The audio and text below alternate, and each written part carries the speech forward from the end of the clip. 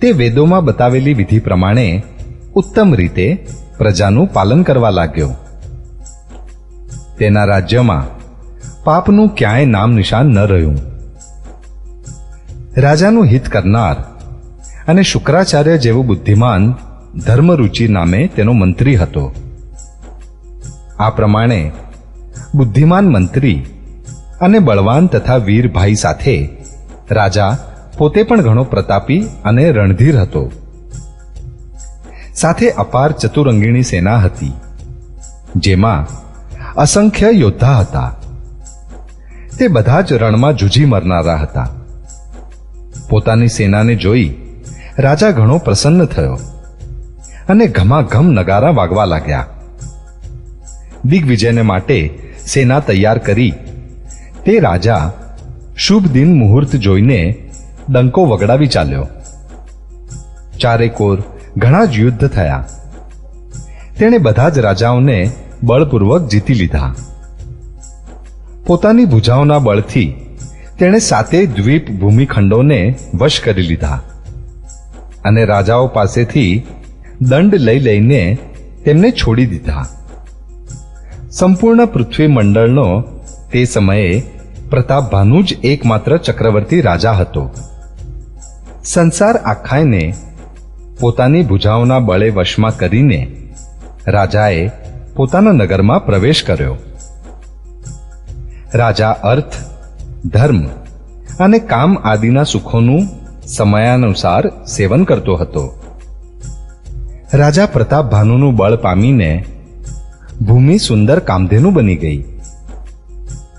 પ્રજા સર્વે પ્રકારના દુઃખોથી રહિત અને સુખી હતી. બધા સ્ત્રી પુરુષો સુંદર અને ધર્માત્મા હતા. ધર્મરુચિ મંત્રીનો શ્રી હરિના ચરણોમાં પ્રેમ હતો. તે રાજાના હિત માટે સદાય તેને નીતિ શીખવતો હતો. રાજા ગુરુ, દેવતા, સંત, પિતૃ અને બ્રાહ્મણ એ સર્વેની સદા સેવા કર્યા કરતો હતો. વેદોમાં રાજાઓના જે ધર્મ બતાવવામાં આવ્યા છે તે સર્વેનું રાજા સદા આદરપૂર્વક અને સુખ માનીને પાલન કરતો હતો. પ્રતિદિન અનેક પ્રકારના દાન આપતો અને ઉત્તમ શાસ્ત્ર, વેદ અને પુરાણ સાંભળતો હતો. તેણે ઘણી જ વાવડીઓ, કુવા, તળાવ, ફૂલવાડીઓ, સુંદર બગીચા, બ્રાહ્મણો માટે ઘર અને દેવતાઓના સુંદર વિચિત્ર મંદિર સર્વે તીર્થોમાં બનાવડાવ્યા. વેદ અને પુરાણોમાં જેટલા પ્રકારના યજ્ઞો કહેવાયા છે, રાજાએ એક એક કરીને તે સર્વે યજ્ઞોને પ્રેમ સહિત હજાર વાર કર્યા. રાજાના હૃદયમાં કોઈ ફળની કામના ન હતી. રાજા ઘણો જ બુદ્ધિમાન અને જ્ઞાની હતો. તે જ્ઞાની રાજા કર્મ, મન અને વાણીથી જે કંઈ પણ ધર્મ કરતો હતો તે સર્વે ભગવાન વાસુદેવને અર્પણ કરીને કરતો હતો. એક વખત તે રાજા એક સુંદર ઘોડા પર સવાર થઈને શિકાર કરવાનો સર્વ સામાન લઈને વિંધ્યાચલના ગાઢ જંગલમાં ગયો અને ત્યાં તેણે ઘણા જ શ્રેષ્ઠ હરણો માર્યા. રાજાએ વનમાં ફરતા એક સુવર જોયું. દાંતોના કારણે એ એવું દેખાતું હતું જાણે ચંદ્રમાને ગ્રસીને મોંમાં પકડીને રાહુ વનમાં આવી છુપાયો હોય. ચંદ્રમા મોટો હોવાથી તેના મોંમાં સમાતો નથી અને જાણે તે પણ ક્રોધવશ તેને ઓગતો પણ નથી. આ તો સુવરના ભયાનક દાંતોની શોભા કહેવામાં આવી. અહીં તેનું શરીર પણ ઘણું વિશાળ અને જાડું હતું. ઘોડાનો અણસાર પામી તે ઘુરકતું કાન ઉઠાવી સાવધાન બનીને જોઈ રહ્યું હતું. નીલ પર્વતના શિખરની જેવા વિશાળ શરીરવાળા તે સુવરને જોઈને રાજા ઘોડાને ચાબુક લગાવી ઝડપથી ચાલ્યો અને સુવરને લલકાર્યું કે હવે તારો બચાવ નહીં થઈ શકે. ઘોડાને પોતાની તરફ અધિક વેગથી ધસી આવતો જોઈને સુવર પવન વેગે દોડ્યું. રાજાએ તરત જ બાણને ધનુષ પર ચડાવ્યું. સુવર બાણને જોતા જ પૃથ્વી સરસું લપાઈ ગયું. રાજા તાકી તાકીને તીર ચલાવે છે, પરંતુ સુવર છળ કરીને શરીરને બચાવતું જાય છે. તે પશુ ક્યારેક પ્રકટ થતું હતું અને ક્યારેક સંતાતું નાસતું જતું હતું. રાજા પણ ક્રોધવશ તેની પાછળ ચાલ્યો જતો હતો. સુવર ઘણે દૂર એવા ગાઢ જંગલમાં જતું રહ્યું, જ્યાં હાથી ઘોડા પાર પામી શકતા ન હતા. રાજા બિલકુલ એકલો હતો અને વનમાં વ્યથા પણ ઘણી હતી. તો પણ રાજાએ તે પશુનો પીછો ન છોડ્યો. રાજાને ઘણો ધૈર્યવાન જોઈને સુવર નાસીને પર્વતની એક ઊંડી ગુફામાં પેસી ગયું. તેમાં જવું કઠિન જોઈને રાજાને ઘણા પસ્તાઈને પાછા ફરવું પડ્યું. પણ તે ગાઢ જંગલમાં તે રસ્તો ભૂલી ગયો. ઘણો પરિશ્રમ કરવાથી થાકેલો અને ઘોડા સહિત ભૂખ તરસથી વ્યાકુળ રાજા નદી તળાવ શોધતા શોધતા પાણી વગર વ્યાકુળ થઈ ગયો. વનમાં ફરતા ફરતા તેણે એક આશ્રમ જોયો. ત્યાં કપટપૂર્વક મુનિનો વેશ ધરીને એક રાજા રહેતો હતો, જેનો દેશ રાજા પ્રતાપભાનુએ પડાવી લીધો હતો અને જે સેનાને છોડીને યુદ્ધમાંથી ભાગી ગયો હતો. પ્રતાપભાનુનો સમય જાણીને અને પોતાના કુસમયનું અનુમાન કરી તેના મનમાં મોટી ગ્લાનિ થઈ હતી. એથી તે ન તો ઘેર ગયો અને અભિમાની હોવાને કારણે ન તો રાજા પ્રતાપભાનુને મળ્યો. દરિદ્રની જેમ મનમાં જ ક્રોધ મારીને તે રાજા તપસ્વીના વેશમાં વનમાં રહેતો હતો. રાજા પ્રતાપભાનુ તેના પાસે ગયો. તેણે તરત જ ઓળખી લીધો કે આ પ્રતાપભાનુ છે. રાજા તરસ્યો હોવાને કારણે વ્યાકુળતાથી તેને ઓળખી ન શક્યો. સુંદર વેશ જોઈને રાજાએ તેને મહામુનિ જાણીને ઘોડા ઉપરથી ઉતરીને પ્રણામ કર્યા. પરંતુ ખૂબ ચતુર હોવાને કારણે રાજાએ તેને પોતાનું નામ ન બતાવ્યું. રાજાને તરસ્યો જોઈને તેણે સરોવર બતાવી દીધું. પ્રસન્ન થઈને રાજાએ ઘોડા સહિત તેમાં સ્નાન કર્યું અને જળપાન કર્યું. બધો થાક ઉતરી ગયો. રાજા સુખી થઈ ગયો. ત્યારે તપસ્વી તેને પોતાના આશ્રમમાં લઈ ગયો અને સૂર્યાસ્તનો સમય જાણીને રાજાને બેસવા માટે આસન આપ્યું. પછી તે તપસ્વી કોમળ વાણીથી બોલ્યો, તમે કોણ છો? સુંદર યુવક થઈને જીવનની પરવા ન કરીને વનમાં એકલા કેમ ફરી રહ્યા છો? તમારા ચક્રવર્તી રાજા જેવા લક્ષણો જોઈને મને ઘણી દયા આવે છે. રાજાએ કહ્યું, હે મુનીશ્વર, સાંભળો. પ્રતાપભાનુ નામે એક રાજા છે. હું એમનો મંત્રી છું. શિકાર માટે ફરતા હું રસ્તો ભૂલી ગયો છું. મોટા ભાગ્યને લીધે અહીં આવી હું આપના ચરણોના દર્શન પામ્યો છું. અમને આપનું દર્શન દુર્લભ હતું, એટલે એમ જણાય છે કે કંઈક ભલું થવાનું છે. મુનિએ કહ્યું, હે તાત, અંધારું થઈ ગયું. તમારું નગર અહીંથી 70 યોજન દૂર છે. હે સુજ્ઞ, સાંભળો. ઘોર અંધારી રાત છે. ગાઢ જંગલ છે. રસ્તો નથી. એમ સમજી તમે આજે અહીં જ રોકાઈ જાઓ. સવાર થતાં જ ચાલ્યા જજો. તુલસીદાસજી કહે છે, જેવી ભવિતવ્યતા હોય છે તેવી જ સહાયતા મળી જાય છે.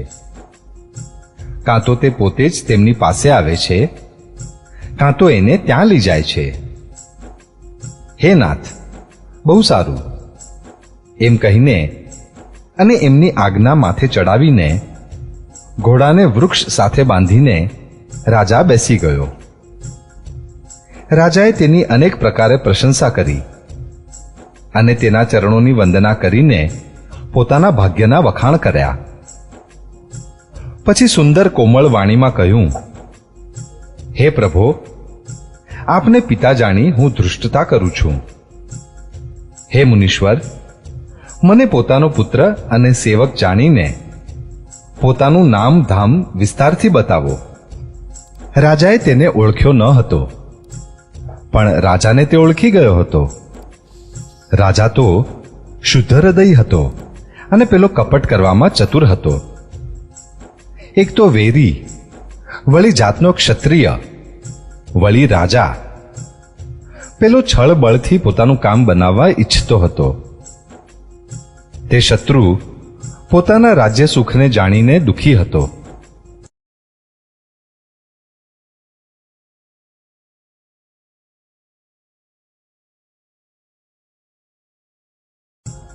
તેની છાતી કુંભારના નિભાડાના અગ્નિ પેઠે અંદર જ અંદર સળગી રહી હતી. રાજાના સરળ વચન કાનથી સાંભળી પોતાના વેરને યાદ કરી તે અંતરમાં હર્ષ પામ્યો. તે કપટથી તરબોળ ઘણી યુક્તિ સાથે કોમળ વાણી બોલ્યો, હવે અમારું નામ ભિખારી છે, કારણ કે અમે નિર્ધન અને અનિકેત છીએ. રાજાએ કહ્યું, જે આપના જેવા વિજ્ઞાનના ભંડાર અને સર્વથા અભિમાન રહિત હોય છે તે પોતાના સ્વરૂપને સદા સંતાડી રાખે છે, કેમ કે કુવેશ બનાવી રહેવામાં જ બધી રીતે કલ્યાણ છે. પ્રકટ સંતવેશમાં માન મળવાની અને માનથી પતનની સંભાવના છે.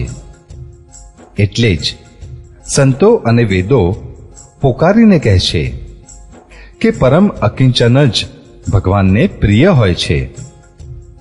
આપ જેવા નિર્ધન, ભિખારી અને ગૃહહીનોને જોઈને બ્રહ્મા અને શિવજીને પણ સંશય થઈ જાય છે કે તેઓ વાસ્તવિક સંત છે કે ભિખારી. આપ જે હોવ તે, હું આપના ચરણોમાં નમસ્કાર કરું છું. હે સ્વામી, હવે મારા પર કૃપા કરો. પોતાના ઉપર રાજાની સ્વાભાવિક પ્રીતિ અને પોતાને વિશે તેનો અધિક વિશ્વાસ જોઈને સર્વે પ્રકારથી રાજાને પોતાના વશમાં કરીને અધિક સ્નેહ બતાવતા તે કપટ તપસ્વી બોલ્યો, હે રાજન, સાંભળો, હું તમને સત્ય કહું છું. મને અહીં રહેતા ઘણો કાળ વીતી ગયો. આજ સુધી ન તો કોઈ મને મળ્યું અને ન હું પોતાને કોઈની પાસે પ્રકટ કરું છું, કેમ કે લોકમાં પ્રતિષ્ઠા અગ્નિ સમાન છે, જે તપરૂપી વનને ભસ્મ કરી નાખે છે. તુલસીદાસજી કહે છે, સુંદર વેશ જોઈને મૂળ જ નહીં, ચતુર મનુષ્ય પણ છેતરાઈ જાય છે. સુંદર મોરને જુઓ, તેના વચન તો અમૃત જેવા છે અને આહાર સર્પનો છે. કપટ તપસ્વીએ કહ્યું, એટલે જ હું જગતમાં સંતાઈને રહું છું. શ્રી હરિના સિવાય કોઈથી કંઈ પણ પ્રયોજન રાખતો નથી. પ્રભુ તો વિના જણાવીએ જ સર્વ જાણે છે. તો કહો, સંસારને રીઝવવાથી શું સિદ્ધિ મળશે? તમે પવિત્ર અને સુંદર બુદ્ધિવાળા છો, એટલે મને ઘણા જ પ્રિય છો, અને તમારી પણ મારા પર પ્રીતિ અને વિશ્વાસ છે. હે તાત, હવે જો હું તમારાથી કંઈ છુપાઉં તો મને ઘણો જ ભયાનક દોષ લાગશે. જેમ જેમ તે તપસ્વી ઉદાસીનતાની વાતો કહેતો હતો, તેમ તેમ રાજાને વિશ્વાસ ઉત્પન્ન થતો જતો હતો. જ્યારે તે બગલાની જેમ ધ્યાન કરનારા કપટી મુનિએ રાજાને કર્મ, મન અને વચનથી પોતાના વશમાં જાણ્યો, ત્યારે તે બોલ્યો, હે ભાઈ, અમારું નામ એકતનું છે. એ સાંભળીને રાજાએ ફરી શીશ નમાવી કહ્યું, મને પોતાનો અત્યંત અનુરાગી સેવક જાણીને પોતાના નામનો અર્થ સમજાવીને કહો. કપટી મુનિએ કહ્યું, જ્યારે સર્વપ્રથમ સૃષ્ટિ ઉત્પન્ન થઈ હતી ત્યારે મારી ઉત્પત્તિ થઈ હતી. ત્યારથી મેં ફરી બીજો દેહ ધારણ કર્યો નથી, એટલે મારું નામ એક તનુ છે. હે પુત્ર, મનમાં આશ્ચર્ય ન પામીશ. તપથી કંઈ પણ દુર્લભ નથી. તપના બળથી બ્રહ્મા જગતને રચે છે. તપના જ બળે વિષ્ણુ સંસારનું પાલન કરનારા બન્યા છે. તપના બળથી રુદ્ર સંહાર કરે છે. સંસારમાં કોઈ એવી વસ્તુ નથી જે તપથી ન મળી શકે. આ સાંભળીને રાજાને તપસ્વી પ્રત્યે ઘણો અનુરાગ થયો. ત્યારે તે તપસ્વી જૂની કથાઓ કહેવા લાગ્યો. કર્મ, ધર્મ અને અનેક પ્રકારના ઇતિહાસ કહીને તે વૈરાગ્ય અને જ્ઞાનનું નિરૂપણ કરવા લાગ્યો. સૃષ્ટિની ઉત્પત્તિ, પાલન અને સંહારની અપાર આશ્ચર્ય ભરેલી કથાઓ તેણે વિસ્તારથી કહી. રાજા આ સાંભળીને તે તપસ્વીના વશમાં થઈ ગયો અને ત્યારે તે તેને પોતાનું નામ બતાવવા લાગ્યો. તપસ્વીએ કહ્યું, રાજન, હું તમને ઓળખું છું. તમે કપટ કર્યું તે મને ઠીક લાગ્યું છે. હે રાજન, સાંભળો, એવી નીતિ છે કે રાજા લોકો જ્યાં ત્યાં પોતાનું નામ નથી કહેતા. તમારી એ જ ચતુરાઈને સમજીને તમારા પર મારો ઘણો સ્નેહ થઈ ગયો છે. તમારું નામ પ્રતાપભાનુ છે. મહારાજ સત્યકેતુ તમારા પિતા હતા. હે રાજન, ગુરુની કૃપાથી હું બધું જાણું છું, પણ પોતાનું અકાર્ય માનીને કહેતો નથી. હે તાત, તમારી સ્વાભાવિક સરળતા, પ્રેમ, વિશ્વાસ અને નીતિમાં નિપુણતા જોઈને મારા મનમાં તમારા ઉપર ઘણી મમતા ઉત્પન્ન થઈ છે. માટે હું તમારા પૂછવાથી પોતાની કથા કહું છું. હવે હું પ્રસન્ન છું, એમાં સંશય ન કરશો. હે રાજન, જે મનને ગમે તે જ માગી લો. સુંદર વચન સાંભળીને રાજા હર્ષિત થઈ ગયો અને મુનિના પગ પકડીને તેણે અનેક પ્રકારે વિનંતી કરી. હે દયાસાગર મુનિ, આપના દર્શનથી જ ચારેય પદાર્થ અર્થ, ધર્મ, કામ અને મોક્ષ મારી મુઠ્ઠીમાં આવી ગયા. તો પણ સ્વામીને પ્રસન્ન જોઈને હું આ દુર્લભ વર માગીને શોકરહિત થઈ જાઉં. મારું શરીર વૃદ્ધાવસ્થા અને મૃત્યુના દુઃખથી રહિત થઈ જાય. મને યુદ્ધમાં કોઈ જીતી ન શકે અને પૃથ્વી પર મારું 100 કલ્પ સુધી એક છત્ર અકંટક રાજ્ય થાય. તપસ્વીએ કહ્યું, હે રાજન, એમ જ થાવ. પણ તેમાં એક વિઘ્ન છે અને તે ઘણું કઠિન છે. તે પણ સાંભળી લો. હે પૃથ્વીના સ્વામી, કેવળ બ્રાહ્મણ કુળને છોડી કાળ પણ તમારા ચરણોમાં માથું નમાવશે. તપના બળે બ્રાહ્મણ સદા બળવાન રહે છે. તેના ક્રોધથી રક્ષા કરનાર કોઈ નથી. હે નરપતિ, જો તમે બ્રાહ્મણોને વશમાં કરી લો તો બ્રહ્મા, વિષ્ણુ અને મહેશ પણ તમારા આધીન થઈ જશે. બ્રાહ્મણ કુળ પર જોર જબરજસ્તી ચાલી નથી શકતી. હું બંને ભુજાઓ ઉઠાવી સત્ય કહું છું. હે રાજન, સાંભળો, બ્રાહ્મણોના શાપ સિવાય તમારો નાશ કોઈ કાળમાં નહીં થાય. રાજા તેના વચન સાંભળી ઘણો પ્રસન્ન થયો અને કહેવા લાગ્યો, હે સ્વામી, મારો નાશ હવે નહીં થાય. હે કૃપાનિધાન પ્રભુ, આપની કૃપાથી મારું સર્વકાળે કલ્યાણ થશે. એવમસ્તુ કહીને તે કુટિલ કપટી મુનિ પછી બોલ્યો, પરંતુ તમે મારા મળવા તથા પોતાના માર્ગ ભૂલી જવાની વાત કોઈને કહેશો નહીં. જો કહી દેશો તો અમારો દોષ નથી. હે રાજન, હું તમને એટલા માટે ના પાડું છું કે આ પ્રસંગને કહેવાથી તમને મોટી હાનિ થશે. છઠ્ઠા કાનમાં આ વાત પડતા જ તમારો નાશ થઈ જશે. મારું આ વચન સત્ય માનજો. હે પ્રતાપ ભાનુ, સાંભળો. આ વાતને પ્રકટ કરવાથી અથવા બ્રાહ્મણોના શાપથી તમારો નાશ થશે, અને બીજા કોઈ કારણે ભલે ને બ્રહ્મા અને શંકર પણ મનમાં ક્રોધ કરે તો પણ તમારું મૃત્યુ નહીં થાય. રાજાએ મુનિના ચરણ પકડીને કહ્યું, હે સ્વામી, સત્ય જ છે. બ્રાહ્મણ અને ગુરુના ક્રોધથી કહો કોણ રક્ષા કરી શકે છે? જો બ્રહ્મા પણ ક્રોધ કરે તો ગુરુ બચાવી લે છે, પણ ગુરુ સાથે વિરોધ કરવાથી જગતમાં કોઈ પણ બચાવનાર નથી. જો હું આપના કહ્યા પ્રમાણે નહીં ચાલું તો મારો નાશ થઈ જાય. મને એની ચિંતા નથી. મારું મન તો હે પ્રભો કેવળ એક જ ભયથી ડરી રહ્યું છે કે બ્રાહ્મણોનો શાપ ઘણો ભયાનક હોય છે. તે બ્રાહ્મણ કઈ રીતે વશમાં થઈ શકે છે? કૃપા કરીને તે પણ બતાવો. હે દીનદયાળુ, આપના સિવાય અન્ય કોઈને હું પોતાનો હિતેચ્છુ જોતો નથી. તપસ્વીએ કહ્યું, હે રાજન, સાંભળો. સંસારમાં ઉપાય તો ઘણા છે, પરંતુ તે કષ્ટ સાધ્ય છે, અને આમ છતાંય સિદ્ધ થાય કે ન પણ થાય. હા, એક ઉપાય ઘણો જ સરળ છે, પરંતુ તેમાં પણ એક મુશ્કેલી તો છે જ.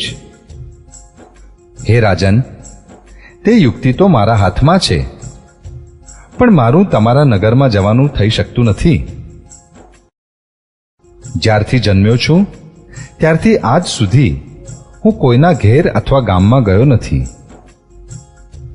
પરંતુ જો જતો નથી તો તમારું કામ બગડે છે. આજે આ મોટી અવઢવ આવી પડી છે. આ સાંભળીને રાજા કોમળ વાણીમાં બોલ્યા, હે નાથ, વેદોમાં આવી નીતિ કહી છે કે મોટા લોકો નાના ઉપર સ્નેહ કરે છે. પર્વત પોતાના માથા પર સદા તૃણને ધારણ કરતા હોય છે. અગાધ સમુદ્ર પોતાના શીશ પર ફેણને ધારણ કરે છે, અને ધરતી પોતાના માથા પર સદા ધૂળને ધારણ કરે છે. આમ કહીને રાજાએ મુનિના ચરણ પકડી લીધા અને કહ્યું, હે સ્વામી, કૃપા કરો. આપ સંત છો, દીન દયાળુ છો, માટે હે પ્રભો, મારા માટે એટલું કષ્ટ અવશ્ય સહો. રાજાને પોતાના આધીન જાણીને કપટમાં પ્રવીણ તપસ્વી બોલ્યો, હે રાજન, સાંભળો. હું તમને સત્ય કહું છું. જગતમાં મને કંઈ પણ દુર્લભ નથી. હું તમારું કામ અવશ્ય કરીશ, કેમ કે તમે મન, વાણી અને શરીર ત્રણેયથી મારા ભક્ત છો. પણ યોગ, યુક્તિ, તપ અને મંત્રનો પ્રભાવ ત્યારે જ ફળીભૂત થાય છે જ્યારે તે છુપાવીને કરવામાં આવે. હે નરપતિ, હું જો રસોઈ બનાવું અને તમે એને પીરસો અને મને કોઈ જાણી ન શકે તો તે અન્નને જે જે ખાશે તે તમારો આજ્ઞાંકિત થઈ જશે. એટલું જ નહીં, તે ભોજન કરનારાના ઘેર પણ જે કોઈ ભોજન કરશે, હે રાજન, સાંભળો, તે પણ તમારા આધીન થઈ જશે. હે રાજન, જઈને આ ઉપાય કરો અને આખા વર્ષ દરમિયાન ભોજન કરાવવાનો સંકલ્પ કરી લેજો. નિત્ય નવા 1,00,000 બ્રાહ્મણોને કુટુંબ સહિત નિમંત્રિત કરજો. હું તમારા સંકલ્પના કાળ અર્થાત 1 વર્ષ સુધી પ્રતિદિન ભોજન બનાવી આપીશ. હે રાજન, આ રીતે ઘણા જ ઓછા પરિશ્રમથી બધા બ્રાહ્મણો તમારા વશમાં થઈ જશે. બ્રાહ્મણ હવન, યજ્ઞ અને સેવા પૂજા કરશે તો તે પ્રસંગથી દેવતા પણ સહજ જ વશમાં થઈ જશે. હું એક બીજી ઓળખ તમને બતાવી દઉં છું કે હું આ રૂપમાં ક્યારેય નહીં આવું. હે રાજન, હું પોતાની માયાથી તમારા પુરોહિતને હરી લાવીશ. તપના બળથી તેને પોતાના જેવો બનાવી 1 વર્ષ સુધી અહીં રાખીશ. અને હે રાજન, સાંભળો, હું તેનું રૂપ બનાવી બધી રીતે તમારું કાર્ય સિદ્ધ કરીશ. હે રાજન, રાત ઘણી વીતી ગઈ. હવે સૂઈ જાઓ. આજથી 3જા દિવસે મારો તમને ભેટો થશે. તપના બળથી હું ઘોડા સહિત તમને ઊંઘમાં જ ઘેર પહોંચાડી દઈશ. હું તે જ પુરોહિતનો વેશ ધરીને આવીશ. જ્યારે એકાંતમાં તમને બોલાવીને સર્વે કથા સંભળાવીશ ત્યારે તમે મને ઓળખી લેજો. રાજાએ આજ્ઞા માનીને શયન કર્યું અને તે કપટ જ્ઞાની આસન પર જઈ બેઠો. રાજા થાકેલો હતો. તેને ખૂબ ઘસઘસાટ ઊંઘ આવી ગઈ. પણ તે કપટી કેમ ઊંઘે? એને તો ઘણી જ ચિંતા થતી હતી. તે સમયે ત્યાં કાળકેતુ રાક્ષસ આવ્યો, જેણે સુવર બનીને રાજાને ભટકાવ્યો હતો. તે તપસ્વી રાજાનો મોટો મિત્ર હતો અને ઘણા છળ પ્રપંચ જાણતો હતો. એના 100 પુત્ર અને 10 ભાઈ હતા, જે ઘણા જ દુષ્ટ, કોઈથી ન જીતી શકાનાર અને દેવતાઓને દુઃખ આપનારા હતા. બ્રાહ્મણો, સંતો અને દેવતાઓને દુઃખી જોઈને રાજાએ તે સર્વેને અગાઉ યુદ્ધમાં મારી નાખ્યા હતા. તે દુષ્ટે પાછલું વેર યાદ કરીને તપસ્વી રાજાને મળી મસલત કરી કાવતરું રચ્યું અને જે રીતે શત્રુનો નાશ થાય તે રીતે ઉપાય રચ્યો. ભાવિવશ રાજા પ્રતાપભાનુ કંઈ પણ સમજી ન શક્યો. તેજસ્વી શત્રુ એકલો હોય તો પણ તેને નાનો ન ગણવો જોઈએ. જેનું શીશ માત્ર બચ્યું હતું તે રાહુ આજ સુધી સૂર્યચંદ્રમાને દુઃખ આપે છે. તપસ્વી રાજા પોતાના મિત્રને જોઈને પ્રસન્ન થઈ ઉઠ્યો અને ભેટ્યો અને ખુશ થયો. તેણે મિત્રને આખી કથા કહી સંભળાવી. ત્યારે રાક્ષસ આનંદિત થઈને બોલ્યો, હે રાજન, સાંભળો, જ્યારે તમે મારા કહ્યા પ્રમાણે આટલું કામ કરી દીધું તો હવે મેં શત્રુને કાબૂમાં કરી જ લીધો સમજો. તમે હવે ચિંતા ત્યાગી સૂઈ જાઓ. વિધાતાએ વગર દવાએ જ રોગ દૂર કરી દીધો. કુળ સહિત શત્રુને જડ મૂળથી ઉખાડી વહેવડાવી આજથી 4થા દિવસે હું તમને આવી મળીશ. આ રીતે તપસ્વી રાજાને ઘણો દિલાસો આપીને તે મહામાયાવી અને અત્યંત ક્રોધી રાક્ષસ ચાલતો થયો.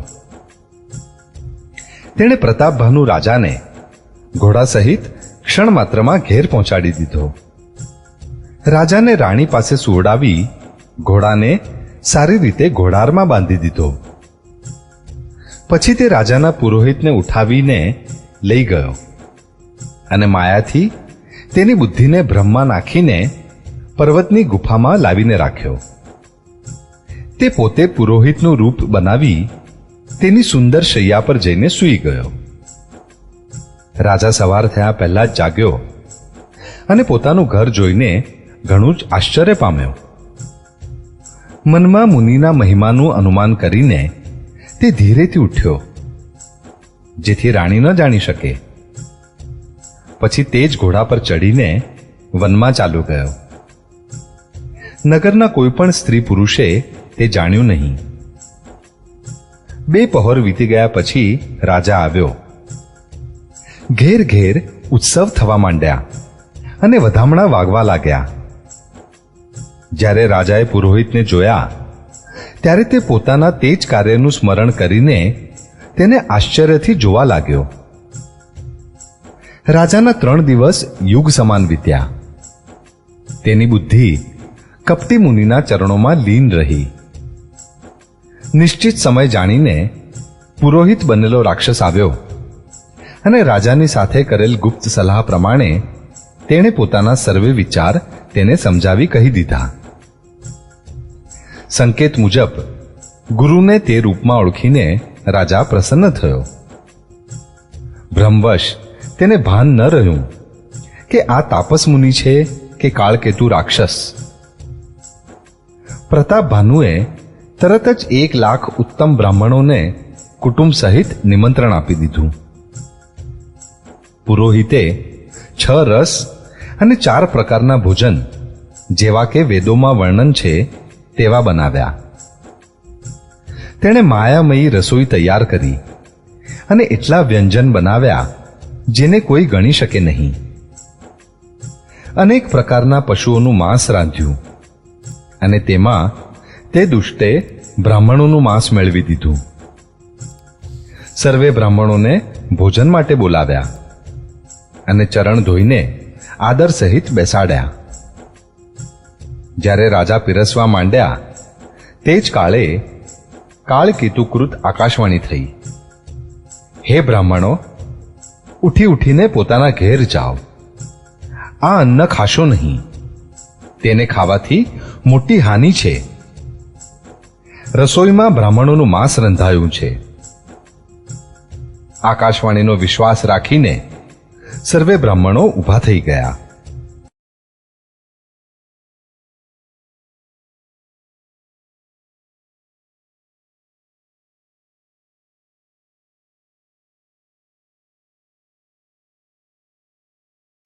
રાજા વ્યાકુળ થઈ ગયો, પરંતુ તેની બુદ્ધિ મોહમાં ભૂલી પડી હતી. ભાવિવશ તેના મુખેથી એક વાત પણ ન નીકળી. ત્યારે બ્રાહ્મણો ક્રોધ સહિત બોલી ઉઠ્યા. તેમણે કંઈ પણ વિચાર ન કર્યો. અરે મૂર્ખ રાજા, તું જઈને પરિવાર સહિત રાક્ષસ થઈ જા. અરે નીચ ક્ષત્રિય, તે તો પરિવાર સહિત બ્રાહ્મણોને બોલાવી તેમનો નાશ કરવાનું ઈચ્છ્યું હતું. ઈશ્વરે અમારા ધર્મની રક્ષા કરી. હવે તું પરિવાર સહિત નાશ પામીશ. 1 વર્ષમાં જ તારો નાશ થઈ જાય. તારા કુળમાં કોઈ પાણી આપનાર પણ નહીં રહે. શાપ સાંભળીને રાજા ભયથી ત્રાસ પામી અત્યંત વ્યાકુળ થઈ ગયો. પછી શ્રેષ્ઠ આકાશવાણી થઈ. હે બ્રાહ્મણો, તમે વિચારીને શાપ આપ્યો નથી. રાજાએ કંઈ પણ અપરાધ કર્યો નથી. આકાશવાણી સાંભળીને બ્રાહ્મણો ચકિત થઈ ગયા. પછી રાજા જ્યાં ભોજન બન્યું હતું ત્યાં ગયો. જોયું તો ત્યાં ન ભોજન હતું અને રસોઈયો બ્રાહ્મણ પણ ન હતો. ત્યારે રાજા મનમાં અપાર ચિંતા કરતા પાછો ફર્યો. તેણે બ્રાહ્મણોને સર્વ વૃત્તાંત સંભળાવ્યો અને ઘણો જ ભયભીત અને વ્યાકુળ થઈને પૃથ્વી પર ઢળી પડ્યો. હે રાજન, જો કે તમારો દોષ નથી, પણ ભાવિ ટાળ્યું ટળતું નથી. બ્રાહ્મણોનો શાપ ઘણો જ ભયાનક હોય છે. તે કોઈ પણ રીતે ટાળ્યો ટળી શકતો નથી. આમ કહીને સર્વે બ્રાહ્મણો જતા રહ્યા. નગરવાસીઓને જ્યારે આ સમાચાર મળ્યા તો તેઓ ચિંતા કરવા અને વિધાતાને દોષ દેવા માંડ્યા. જેણે હંસ બનાવતા બનાવતા કાગડો બનાવી દીધો. પુરોહિતને તેના ઘેર પહોંચાડી અસુર કાળકેતુએ કપટી તપસ્વીને સમાચાર આપ્યા. તે દુષ્ટે 4 કોર પત્ર મોકલ્યા, જેથી સર્વે વેરી રાજાઓએ સેના સજાવીને ચઢાઈ કરી. તેઓએ ડંકો વગાડીને નગરને ઘેરી લીધું. નિત્ય અનેક પ્રકારના યુદ્ધો થવા લાગ્યા. પ્રતાપ ભાનુના સર્વે યોદ્ધા કરણી કરીને રણમાં જૂજી મર્યા. રાજા પણ ભાઈ સહિત રણભૂમિમાં ઢળી પડ્યો. સત્યકેતુના કુળમાં કોઈ ન બચ્યું. બ્રાહ્મણોનો શાપ ખોટો કેમ થઈ શકે? શત્રુને જીતીને નગરને ફરીથી વસાવી બધા રાજા વિજય અને યશ પામીને પોતપોતાના નગર તરફ ચાલ્યા. યાજ્ઞવલ્ક્યજી કહે છે, હે ભરદ્વાજ, સાંભળો. વિધાતા જ્યારે જેનાથી વિપરીત હોય છે ત્યારે તેને માટે ધૂળ મેરુ પર્વત સમાન, પિતા યમ સમાન અને દોરડું સાપ સમાન થઈ જાય છે. હે મુનિ, સાંભળો. કાળક્રમે તે જ રાજા પરિવાર સહિત રાવણ નામે રાક્ષસ થયો. એને 10 માથા અને 20 ભુજાઓ હતી અને તે ઘણો જ પ્રચંડ શૂરવીર હતો. અરિમર્દન નામે જે રાજાનો નાનો ભાઈ હતો તે બળનું ધામ કુંભકર્ણ થયો. તેનો જે મંત્રી હતો જેનું નામ ધર્મરુચિ હતું તે રાવણનો સાવકો નાનો ભાઈ થયો. તેનું નામ વિભીષણ હતું, જેને આખું જગત ઓળખે છે. તે વિષ્ણુ ભક્ત અને જ્ઞાન વિજ્ઞાનનો ભંડાર હતો. અને જેઓ રાજાના પુત્ર અને સેવક હતા તે બધા અતિ ભયાનક રાક્ષસ થયા. તે સર્વે અનેક જાતિના મનવાંછિત રૂપ ધારણ કરનારા, દુષ્ટ, કુટિલ, ભયંકર, વિવેક રહિત, નિર્દયી, હિંસક, પાપી અને સંસાર આખાને દુઃખ દેનારા થયા. તેમનું વર્ણન થઈ નથી શકતું. જોકે તે પુલસ્ત્ય ઋષિના પવિત્ર, નિર્મળ અને અનુપમ કુળમાં ઉત્પન્ન થયા, તો પણ બ્રાહ્મણોના શાપને કારણે તે બધા પાપરૂપ થયા. ત્રણેય ભાઈઓએ અનેક પ્રકાર ઘણી જ કઠિન તપશ્ચર્યા કરી, જેનું વર્ણન નથી થઈ શકતું. તેમનું ઉગ્ર તપ જોઈને બ્રહ્માજી તેમની પાસે ગયા અને બોલ્યા, હે તાત, હું પ્રસન્ન છું, વર માગો. રાવણે વિનય કરીને અને ચરણ પકડીને કહ્યું, હે જગદીશ્વર, સાંભળો. વાનર અને મનુષ્ય આ 2 જાતિઓને છોડીને હું બીજા કોઈનો માર્યો ન મરું, આ વર આપો. શિવજી કહે છે કે મેં અને બ્રહ્માએ મળીને એને વર આપ્યો કે આમ જ થાવ. તમે મોટું તપ કર્યું છે. પછી બ્રહ્માજી કુંભકર્ણની સમીપ ગયા. તેને જોઈ એમના મનમાં મોટું આશ્ચર્ય થયું. જો આ દુષ્ટ નિત્ય આહાર કરશે તો આખોય સંસાર ઉજ્જડ થઈ જશે. આમ વિચારીને બ્રહ્માજીએ સરસ્વતીને પ્રેરણા કરીને તેની બુદ્ધિ ફેરવી નાખી, જેથી તેણે 6 મહિનાની ઊંઘ માગી. પછી બ્રહ્માજી વિભીષણની પાસે ગયા અને બોલ્યા, હે પુત્ર, વર માગો. તેણે ભગવાનના ચરણોમાં નિર્મળ, નિષ્કામ અને અનન્ય પ્રેમ માગ્યો. તે લોકોને વર આપીને બ્રહ્માજી જતા રહ્યા અને તે ત્રણેય ભાઈઓ હર્ષિત થઈને પોતાને ઘેર પાછા ફર્યા. મય દાનવની મંદોદરી નામે કન્યા પરમ સુંદરી અને સ્ત્રીઓમાં શિરોમણી હતી.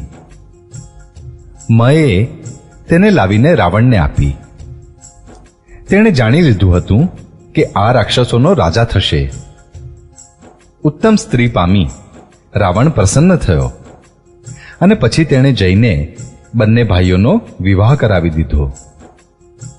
સમુદ્રના વચ્ચે ત્રિકૂટ નામે પર્વત પર બ્રહ્માનો બનાવેલો એક મોટો ભારે કિલ્લો હતો. મહાન માયાવી અને નિપુણ કારીગર મય દાનવે તેને નવેસરથી શણગાર્યો હતો. તેમાં મણીઓથી જડેલા સોનાના અગણિત મહેલો હતા. જેવી નાગકુળને રહેવાની પાતાળ લોકમાં ભોગાવતીપુરી છે અને ઇન્દ્રને રહેવાની સ્વર્ગલોકમાં અમરાવતીપુરી છે, તેનાથી પણ અધિક સુંદર અને અજોડ દુર્ગ હતો. જગતમાં તેનું નામ લંકા પ્રસિદ્ધ થયું.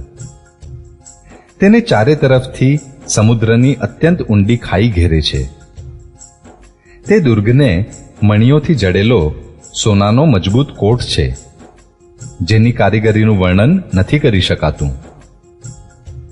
ભગવાનની પ્રેરણાથી જે કલ્પમાં જે રાક્ષસોનો રાજા હોય છે તે શૂર, પ્રતાપી, અતુલ્ય બળવાન અને પોતાની સેના સહિત તે પુરીમાં વસે છે. અગાઉ ત્યાં મોટા મોટા યોદ્ધા રાક્ષસ રહેતા હતા. દેવતાઓએ તે બધાને યુદ્ધમાં મારી નાખ્યા. હવે ઇન્દ્રની પ્રેરણાથી ત્યાં કુબેરના 1 કરોડ રક્ષક રહે છે. રાવણને ક્યાંકથી એવી ખબર મળી ત્યારે તેણે સેના તૈયાર કરી કિલ્લાને ઘેરી લીધો. તે મોટા વિકટ યોદ્ધા અને મોટી સેનાને જોઈને યક્ષો પોતાના જીવ લઈ નાસી ગયા. ત્યારે રાવણે હરી ફરીને આખું નગર જોયું. તેની સ્થાન સંબંધી ચિંતા ટળી ગઈ અને તેને ઘણું જ સુખ થયું.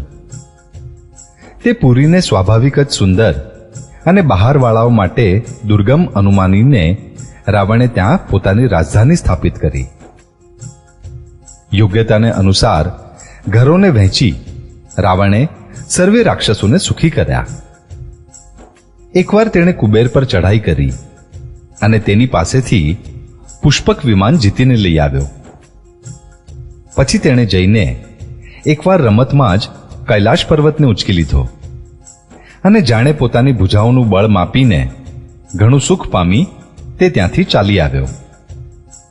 સુખ, સંપત્તિ, પુત્ર, સેના, સહાયક, જય, પ્રતાપ, બળ, બુદ્ધિ અને મોટપ આ બધા તેના નિત્ય એમ જ વધતા જતા હતા, જેમ પ્રત્યેક લાભ પર લોભ વધતો જાય. અત્યંત બળવાન કુંભકર્ણ જેવો તેનો ભાઈ હતો, જેની બરાબરીનો યોદ્ધા જગતમાં પેદા જ નથી થયો. તે મદિરા પીને 6 મહિના ઊંઘતો રહેતો હતો. તેના જાગતાની સાથે જ 3 લોકમાં ખળભળાટ મચી જતો.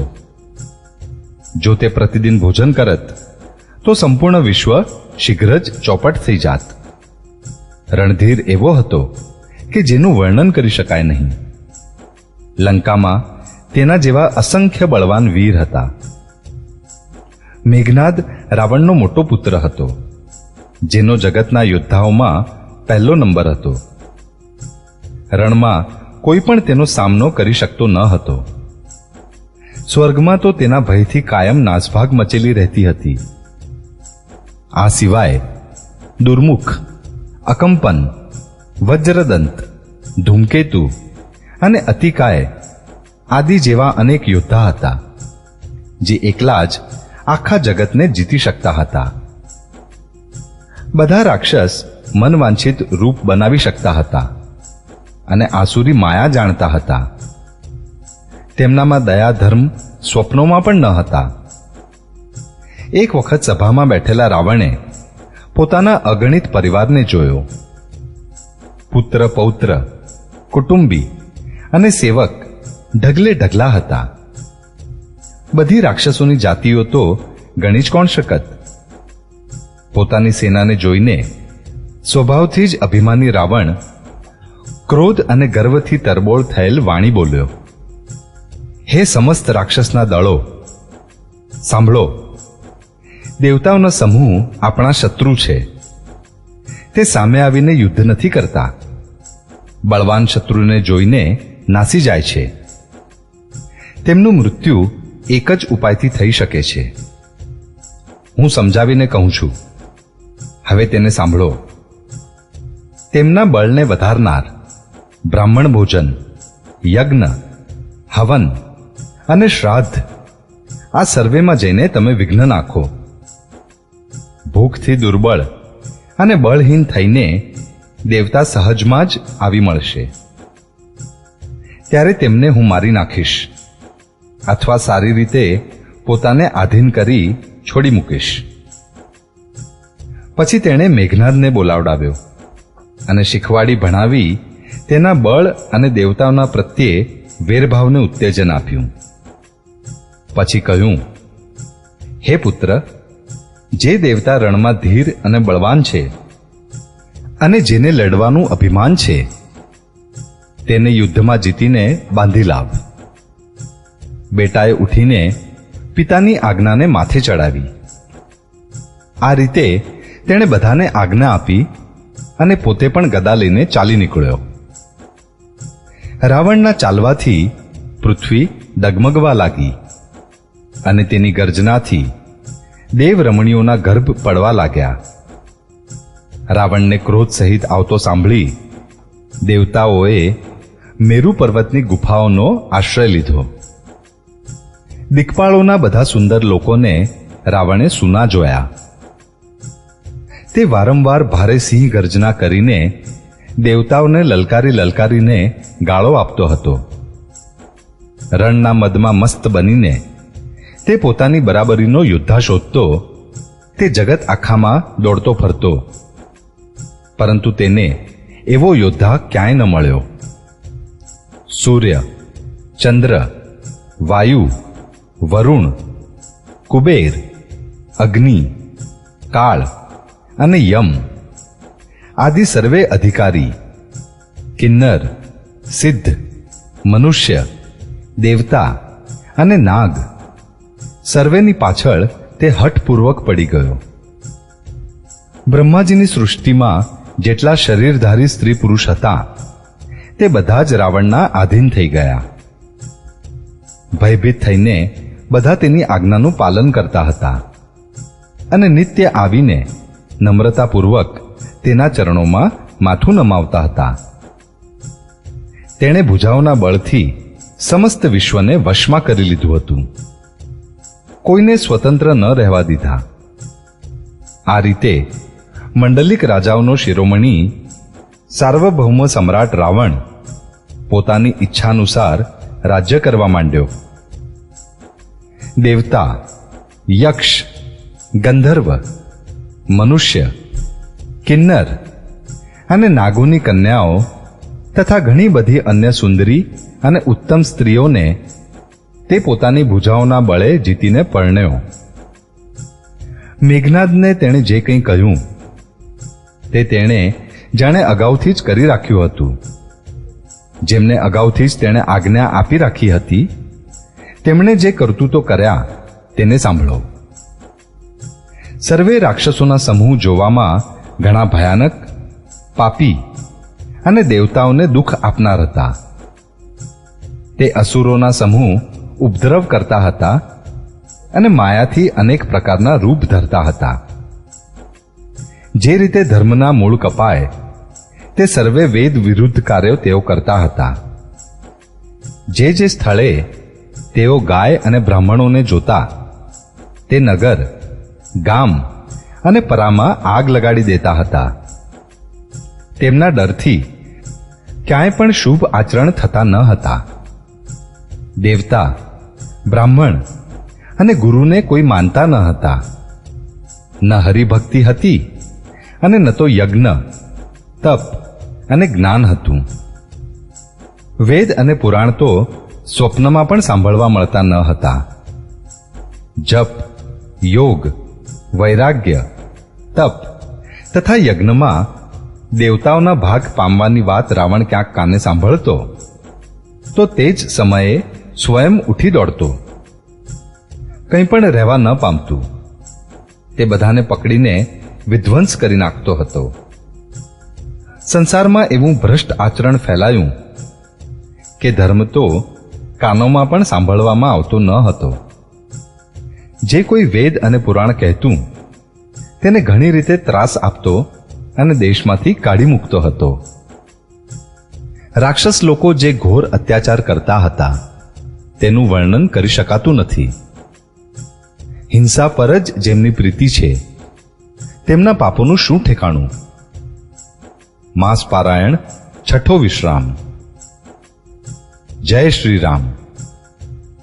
પારકું ધન અને પારકી સ્ત્રી પર મન રાખનારા દુષ્ટ, ચોર અને જુગારીઓ ઘણા વધી ગયા. લોકો માતા પિતા અને દેવતાઓને માનતા ન હતા અને સાધુઓની સેવા કરવાનું તો દૂર, ઉલટા તેમનાથી જ સેવા કરાવતા હતા. શ્રી શિવજી કહે છે કે હે ભવાની, જેમના આવા આચરણ છે તે બધા પ્રાણીઓને રાક્ષસ જ જાણજો. આ રીતે ધર્મ પ્રત્યે લોકોની અતિશય ગ્લાનિ, અરુચિ, અનાસ્થા જોઈને પૃથ્વી અત્યંત ભયભીત અને વ્યાકુળ થઈ ગઈ. તે વિચારવા લાગી કે પર્વતો, નદીઓ અને સમુદ્રોનો ભાર મને એટલો ભારે નથી જણાતો જેટલો ભાર મને એક પરદ્રોહીનો લાગે છે. પૃથ્વી બધા ધર્મોને વિપરીત જોઈ રહી છે, પણ રાવણથી ભયભીત થયેલી તે કંઈ બોલી શકતી નથી. છેવટે હૃદયમાં વિચાર કરીને ગાયનું રૂપ ધારણ કરીને પૃથ્વી ત્યાં ગઈ જ્યાં સર્વે દેવતા અને મુનિ છુપાયેલા હતા. પૃથ્વીએ રોઈને તેમને પોતાનું દુઃખ સંભળાવ્યું, પણ કોઈથી કંઈ કામ ન બન્યું. ત્યારે દેવતા, મુનિ અને ગંધર્વ બધા મળીને બ્રહ્માજીના લોક એટલે સત્યલોકમાં ગયા. ભય અને શોકથી અત્યંત વ્યાકુળ બિચારી પૃથ્વી પણ ગાયનું શરીર ધારણ કરીને તેમની સાથે ગઈ. બ્રહ્માજી સર્વે જાણી ગયા. તેમણે મનમાં અનુમાન કર્યું કે આમાં મારા વશ કંઈ પણ ચાલવાનું નથી. ત્યારે તેમણે પૃથ્વીને કહ્યું કે જેની તું દાસી છે તે જ અવિનાશી, અમારો અને તમારો બંનેનો સહાયક છે. બ્રહ્માજીએ કહ્યું, હે પૃથ્વી દેવી, મનમાં ધીરજ ધારણ કરી શ્રી હરિના ચરણોનું સ્મરણ કરો. પ્રભુ પોતાના દાસોની પીડાને જાણે છે. તે તમારી કઠિન વિપત્તિનો નાશ કરશે. સર્વે દેવતાઓ બેસીને વિચાર કરવા લાગ્યા કે પ્રભુને ક્યાં પામીએ જેથી તેમની સામે પોકાર કરીએ.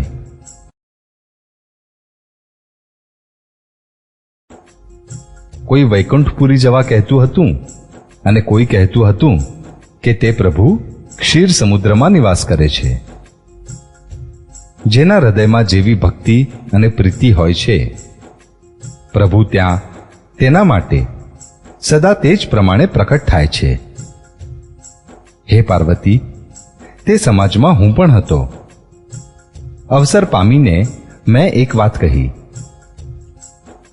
હું તો આ જાણું છું કે ભગવાન સર્વે સ્થળે સમાન રૂપે વ્યાપક છે.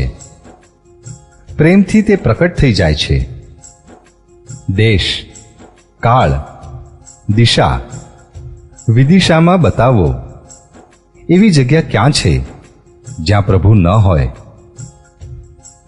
તે ચરાચરમય રહીને પણ સર્વેથી રહિત છે અને વિરક્ત છે. તે પ્રેમથી પ્રકટ થાય છે જેમ અગ્નિ.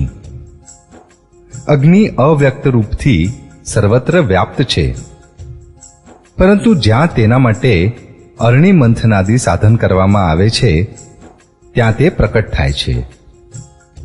તે જ રીતે સર્વત્ર વ્યાપ્ત ભગવાન પણ પ્રેમથી પ્રકટ થાય છે. મારી વાત બધાને ગમી. બ્રહ્માજીએ સાધુ સાધુ કહીને પ્રશંસા કરી. મારી વાત સાંભળીને બ્રહ્માજીના મનમાં ઘણો હર્ષ થયો. તેમનું તન પુલકિત થઈ ગયું અને નેત્રોમાંથી પ્રેમના આંસુ વહેવા લાગ્યા. ત્યારે તે ધીર બુદ્ધિ બ્રહ્માજી સાવધાન થઈને હાથ જોડી સ્તુતિ કરવા માંડ્યા. હે દેવતાઓના સ્વામી, સેવકોને સુખ આપનાર, શરણાગતની રક્ષા કરનાર ભગવાન, આપનો જય હો, જય હો. હે ગો બ્રાહ્મણોનું હિત કરનાર, અસુરોનો વિનાશ કરનાર, સમુદ્રની કન્યા શ્રી લક્ષ્મીજીના પ્રિય સ્વામી, આપનો જય હો. હે દેવતા અને પૃથ્વીનું પાલન કરનાર, આપની લીલા અદ્ભુત છે, એનો ભેદ કોઈ નથી જાણતો. એવા જે સ્વભાવથી જ કૃપાળુ અને દીન દયાળુ છે, તે જ અમારા પર કૃપા કરો.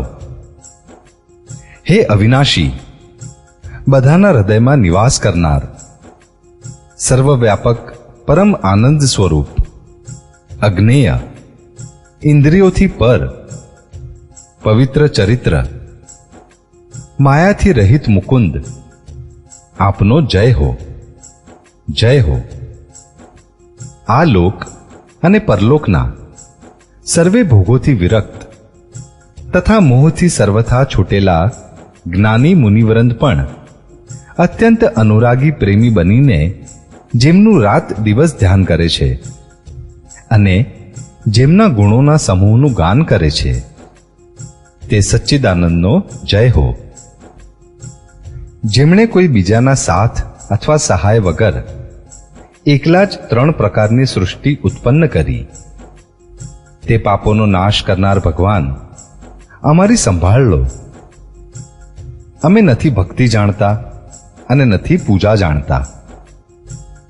જે સંસારના એટલે જન્મ મૃત્યુના ભયનો નાશ કરનાર, મુનિઓના મનને આનંદ આપનાર અને વિપત્તિઓના સમૂહને નષ્ટ કરનાર છે. અમે બધા દેવતાઓના સમૂહ મન, વચન અને કર્મથી ચતુરાઈ કરવાની ટેવ છોડીને તે ભગવાનને શરણે આવ્યા છીએ.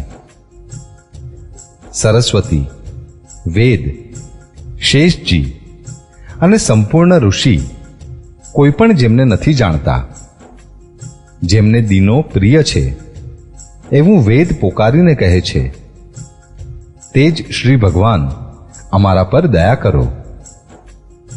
હે સંસારરૂપી સમુદ્રને મથવા માટે મંદરાચળ રૂપ, સર્વે પ્રકારથી સુંદર, ગુણોના ધામ અને સુખોના ભંડારી નાથ, આપના ચરણ કમળોમાં મુનિ, સિદ્ધ અને સર્વે દેવતા ભયથી અત્યંત વ્યાકુળ થઈને નમસ્કાર કરે છે. દેવતા અને પૃથ્વીને ભયભીત જાણીને અને એમના સ્નેહયુક્ત વચન સાંભળી શોક અને સંશયને હરનારી ગંભીર આકાશવાણી થઈ. હે મુનિ, સિદ્ધ અને દેવતાઓના સ્વામીઓ, ડરો નહીં. તમારા માટે હું મનુષ્યનું રૂપ ધારણ કરીશ અને ઉદાર સૂર્યવંશમાં અંશો સહિત મનુષ્યનો અવતાર લઈશ. કશ્યપ અને અદિતિએ ઘણું ભારે તપ કર્યું હતું. હું અગાઉ જ એમને વર આપી ચૂક્યો છું. તેઓ જ દશરથ અને કૌશલ્યાના રૂપમાં મનુષ્યોના રાજા થઈને શ્રી અયોધ્યાપુરીમાં પ્રકટ થયા છે. તેમના ઘેર જઈને હું રઘુકુળમાં શ્રેષ્ઠ 4 ભાઈઓના રૂપે અવતાર લઈશ.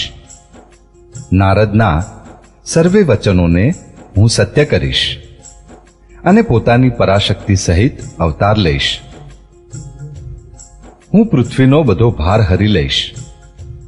હે દેવવૃંદ, તમે નિર્ભય થઈ જાઓ. આકાશમાં બ્રહ્મવાણીને કાનથી સાંભળી દેવતા તરત પાછા ફર્યા. તેમનું હૃદય શીતળ થઈ ગયું. ત્યારે બ્રહ્માજીએ પૃથ્વીને સમજાવી. તે પણ નિર્ભય થઈ અને એના અંતરમાં વિશ્વાસ બેસી ગયો. બ્રહ્માજીએ દેવતાઓને આ જ શિખામણ આપી કે વાનરોનું શરીર ધરી ધરીને તમે લોકો પૃથ્વી પર જઈને ભગવાનના ચરણોની સેવા કરો. તેમ કહી બ્રહ્માજી પોતાના લોકમાં જતા રહ્યા. બધા દેવતાઓ પોતપોતાના લોકમાં ગયા. પૃથ્વી સહિત સર્વેના મનને શાંતિ મળી. બ્રહ્માજીએ જે કંઈ આજ્ઞા આપી તેથી દેવતા ઘણા પ્રસન્ન થયા અને તેમણે એમ કરવામાં વાર ન કરી. પૃથ્વી પર તેઓએ વાનર દેહ ધારણ કર્યા. તેમનામાં અપાર બળ અને પ્રતાપ હતો. બધા શૂરવીર હતા. પર્વત, વૃક્ષ અને નખ જ એમના શસ્ત્રો હતા. તે ધીર બુદ્ધિવાળા ભગવાનના આવવાની રાહ જોવા માંડ્યા. તે વાનરો પર્વતો અને જંગલોમાં ચારે બાજુ પોતપોતાની સુંદર સેનાઓ બનાવી ભરપૂર સઘળે છવાઈ ગયા. એ બધું સુંદર ચરિત્ર મેં કહ્યું. હવે તે ચરિત્ર સાંભળો જેને વચમાં જ છોડી દીધું હતું. અવધપુરીમાં રઘુકુળ શિરોમણી દશરથ નામે રાજા થયા. જેમનું નામ વેદોમાં વિખ્યાત છે. તેઓ ધર્મ ધુરંધર, ગુણોના ભંડાર અને જ્ઞાની હતા. તેમના હૃદયમાં શાળ ધનુષ ધારણ કરનારા ભગવાનની ભક્તિ હતી અને તેમની બુદ્ધિ પણ તેમાં જ લીન રહેતી હતી. તેમને કૌશલ્યા આદિ પ્રિય રાણીઓ સર્વે પવિત્ર આચરણવાળી હતી. તે ઘણી વિનયી અને પતિને અનુકૂળ ચાલનારી હતી અને શ્રી હરિના ચરણ કમળોમાં એમને દ્રઢ પ્રેમ હતો. એક વખત રાજાના મનમાં ઘણી ગ્લાનિ થઈ કે મારે પુત્ર નથી. રાજા તુરત જ ગુરુના ઘેર ગયા અને ચરણોમાં પ્રણામ કરી ઘણી વિનંતી કરી. રાજાએ પોતાના સર્વે દુઃખ સુખ ગુરુને કહી સંભળાવ્યા. ગુરુ વસિષ્ઠજીએ તેમને ઘણી રીતે સમજાવ્યા અને કહ્યું, ધીરજ ધરો, તમારા 4 પુત્રો થશે, જે ત્રણેય લોકોમાં પ્રસિદ્ધ અને ભક્તોના ભયને હરનારા થશે. વસિષ્ઠજીએ શૃંગી ઋષિને બોલાવડાવ્યા અને તેમના થકી શુભ પુત્ર કામેષ્ટી યજ્ઞ કરાવ્યો. મુનિ દ્વારા ભક્તિ સહિત આહુતિઓ અપાવાથી અગ્નિદેવ હાથમાં ચરુ લઈને પ્રકટ થયા અને દશરથજીને કહ્યું, વસિષ્ઠજીએ હૃદયમાં જે કંઈ વિચાર્યું હતું, તમારું તે સર્વ કાર્ય સિદ્ધ થઈ ગયું. હે રાજન, હવે તમે જઈને આ હવિષ્યાન્નને જેને જેટલો ઉચિત જણાય તેટલો ભાગ પાડીને વહેંચી દો. તત્પશ્ચાત અગ્નિદેવ આખી સભાને સમજાવીને અંતર્ધાન થઈ ગયા. રાજા પરમાનંદમાં લીન થઈ ગયા. તેના હૃદયમાં હર્ષ સમાતો ન હતો.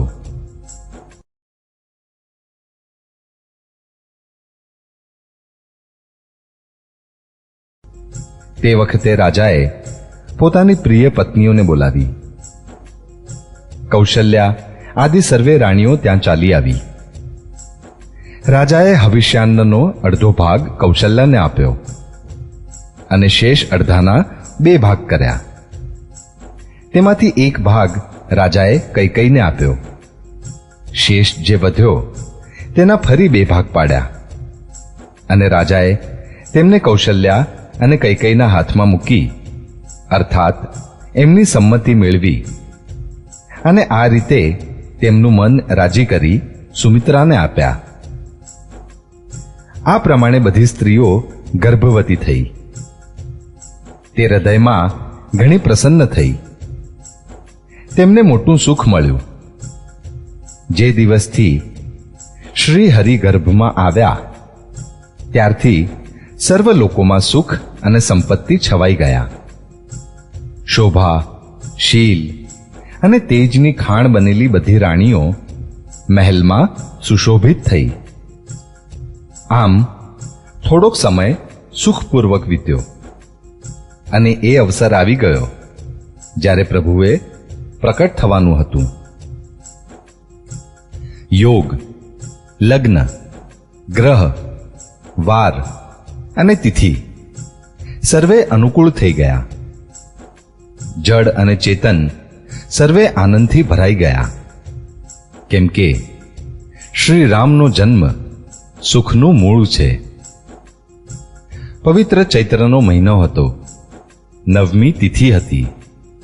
શુક્લ પક્ષ અને ભગવાનને પ્રિય અભિજીત મુહૂર્ત હતું.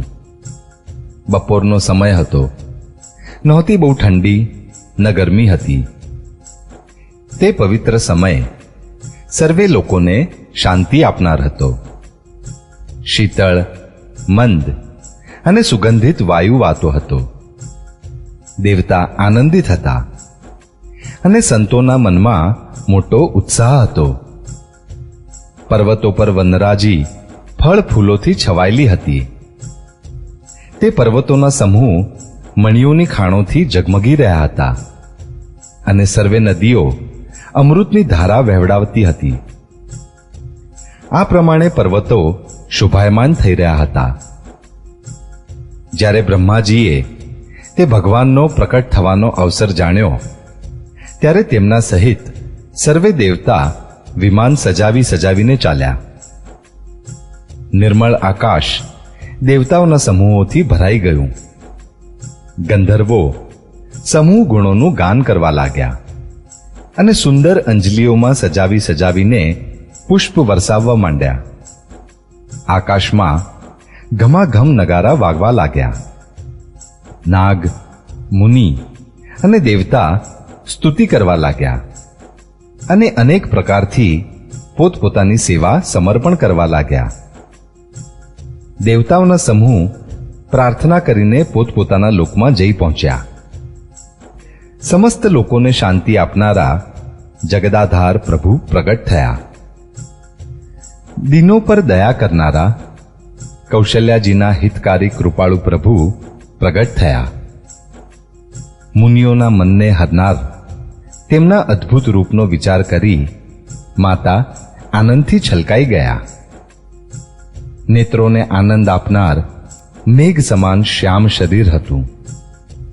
ચારે ભુજાઓમાં પોતાના ખાસ આયુધ ધારણ કર્યા હતા. દિવ્ય આભૂષણ અને વનમાળા પહેરી હતી. મોટા મોટા નેત્રો હતા. આમ શોભાના સમુદ્ર તથા ખર રાક્ષસને મારનારા ભગવાન પ્રગટ થયા. બંને હાથ જોડીને માતા કહેવા લાગ્યા, હે અનંત, હું કઈ રીતે તમારી સ્તુતિ કરું? વેદ અને પુરાણ તમને માયા, ગુણ અને જ્ઞાનથી પર અને પરિમાણ રહિત કહે છે. શ્રુતિઓ અને સંતજન દયા અને સુખના સાગર, સર્વે ગુણોના ધામ કહીને જેમનું ગાન કરે છે, તે જ ભક્તો ઉપર પ્રેમ કરનારા લક્ષ્મીપતિ ભગવાન મારા કલ્યાણ માટે પ્રગટ થયા છે. વેદ કહે છે કે તમારા પ્રત્યેક રૂવાડામાં માયાથી રચેલા અનેક બ્રહ્માંડોના સમૂહ ભરેલા છે. એવા આપ મારા ગર્ભમાં રહ્યા. આ હાંસીની વાત સાંભળતા જ ધીર વિવેકી પુરુષોની બુદ્ધિ પણ સ્થિર નથી રહેતી. જ્યારે માતાને જ્ઞાન ઉત્પન્ન થયું ત્યારે પ્રભુએ મંદહાસ્ય કર્યું. તે ઘણી જાતના ચરિત્ર કરવા ઈચ્છે છે, એટલે તેમણે પૂર્વજન્મની સુંદર કથા કહીને માતાને સમજાવ્યા, જેથી તેમને પુત્રનો વાત્સલ્ય પ્રેમ પ્રાપ્ત થાય, ભગવાનના પ્રતિ પુત્રભાવ થઈ જાય. માતાની તે બુદ્ધિ બદલાઈ ગઈ. ત્યારે તે ફરીથી બોલ્યા, હે તાત, આ રૂપ છોડીને અત્યંત પ્રિય બાળ લીલા કરો. મારા માટે એ સુખ પરમ અનુપમ હશે. માતાનું આ વચન સાંભળીને દેવતાઓના સ્વામી સુગ્ન ભગવાને બાળક રૂપ થઈ રોવાનું શરૂ કરી દીધું. તુલસીદાસજી કહે છે, જે આ ચરિત્રનું ગાન કરે છે તે શ્રીહરિનું પદ પામે છે અને પછી સંસારરૂપી કૂવામાં પડતા નથી. બ્રાહ્મણ, ગૌ, દેવતા અને સંતોને માટે ભગવાને મનુષ્યનો અવતાર લીધો. તેઓ અજ્ઞાનમયી મલિન, માયા ને તેના ગુણ અને ઇન્દ્રિયોથી પર છે. તેમનું દિવ્ય શરીર પોતાની ઈચ્છાથી જ બન્યું છે. બાળકના રોવાનો ઘણો જ પ્રિય ધ્વનિ સાંભળીને બધી રાણીઓ ઉતાવળી થઈને દોડી આવી. દાસીઓ આનંદિત થઈ ચારે બાજુ દોડી. સર્વે પૂરવાસી આનંદમાં ગરકાવ થઈ ગયા. રાજા દશરથજી પુત્રનો જન્મ કાનોથી સાંભળીને જાણે બ્રહ્માનંદમાં સમાઈ ગયા. મનમાં અતિશય પ્રેમ છે. શરીર પુલકિત થઈ ગયું. આનંદમાં અધીર બનેલી બુદ્ધિને ધીરજ આપીને અને પ્રેમમાં શિથિલ બનેલા શરીરને સંભાળીને તેઓ ઊભા થવા ઈચ્છે છે. જેમનું નામ સાંભળતા જ કલ્યાણ થાય છે, તે જ પ્રભુ મારા ઘેર આવ્યા છે. આમ વિચારી રાજાનું મન પરમ આનંદથી પૂર્ણ થઈ ગયું. તેમણે વાજાવાળાઓને બોલાવીને કહ્યું કે વાજા વગાડો. ગુરુ વશિષ્ઠજી પાસે તેડું ગયું. તેઓ બ્રાહ્મણોને સાથે લઈ રાજદ્વારે આવ્યા. તેમણે જઈને અનુપમ બાળકને જોયો, જે રૂપનો ભંડાર છે અને જેના ગુણ કહેવામાં સમાપ્ત નથી થતા. પછી રાજાએ નાંદીમુખ શ્રાદ્ધ કરીને સર્વે જાત કર્મ સંસ્કાર આદિ કર્યા અને બ્રાહ્મણોને સોનું, ગૌ, વસ્ત્ર અને મણિઓના દાન આપ્યા. ધ્વજા, પતાકા અને તોરણોથી નગર છવાઈ ગયું. જે રીતે તે શણગારાયું હતું તેનું તો વર્ણન જ નથી કરી શકાતું. આકાશમાંથી ફૂલોની વર્ષા થઈ રહી છે. સર્વે લોકો બ્રહ્માનંદમાં લીન છે. સ્ત્રીઓ ટોળે ટોળા બનાવી ચાલી. સ્વાભાવિક શૃંગાર કરેલી જ તે દોડી પડી. સોનાનો કળશ લઈને અને થાળોમાં મંગળ દ્રવ્યો ભરીને ગાતા ગાતા તેઓ રાજદ્વારમાં પ્રવેશ કરે છે. તેઓ આરતી કરીને ન્યોછાવર કરે છે અને વારંવાર બાળકના ચરણોમાં નમે છે. માગધ, સૂત, બંદીજનો અને ગવૈયા રઘુકુળના સ્વામીના પવિત્ર ગુણોનું ગાન કરે છે. સર્વ કોઈએ સર્વસ્વ દાન આપી દીધું. જેણે મેળવ્યું તેણે પણ ન રાખ્યું, લૂંટાવી દીધું. શહેરની બધી ગલીઓમાં વચ્ચે વચ્ચે કસ્તુરી, ચંદન અને કેસરની રેલમછેલ થઈ ગઈ. ઘેર ઘેર મંગળમય વધામણા વાગવા માંડ્યા, કેમ કે શોભાના મૂળ ભગવાન પ્રગટ થયા છે. નગરના સ્ત્રી પુરુષોના ટોળે ટોળા ચારે કોર આનંદમગ્ન થઈ રહ્યા છે. કૈકેયી અને સુમિત્રા એ બંનેએ પણ સુંદર પુત્રોને જન્મ આપ્યો. તે સુખ, સંપત્તિ, સમય અને સમાજનું વર્ણન સરસ્વતી અને સર્પોના રાજા શેષજી પણ નથી કરી શકતા. અવધપુરી એ પ્રમાણે સુશોભિત થઈ રહી છે, જાણે રાત્રિ પ્રભુને મળવા આવી હોય અને સૂર્યને જોઈને જાણે મનમાં લજાઈ ગઈ હોય. છતાંય તે પાછી મનમાં વિચાર કરીને જાણે સંધ્યા બની સ્થિર થઈ ગઈ હોય.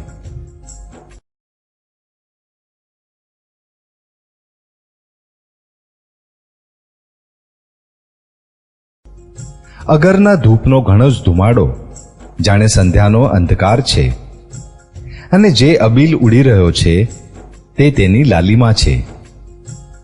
મહેલોમાં જે મણિઓના સમૂહ છે તે જાણે તારાગણ છે. રાજમહેલનો જે કળશ છે તે જ જાણે શ્રેષ્ઠ ચંદ્રમા છે. રાજભવનમાં જે અતિ કોમળ વાણીમાં વેદ ધ્વનિ થઈ રહ્યો છે તે જ જાણો કે સમયાનુકૂળ તરબોળ બનેલ પક્ષીઓનો કલરવ છે. આ કૌતુક જોઈને સૂર્ય પણ પોતાની ગતિ ભૂલી ગયા.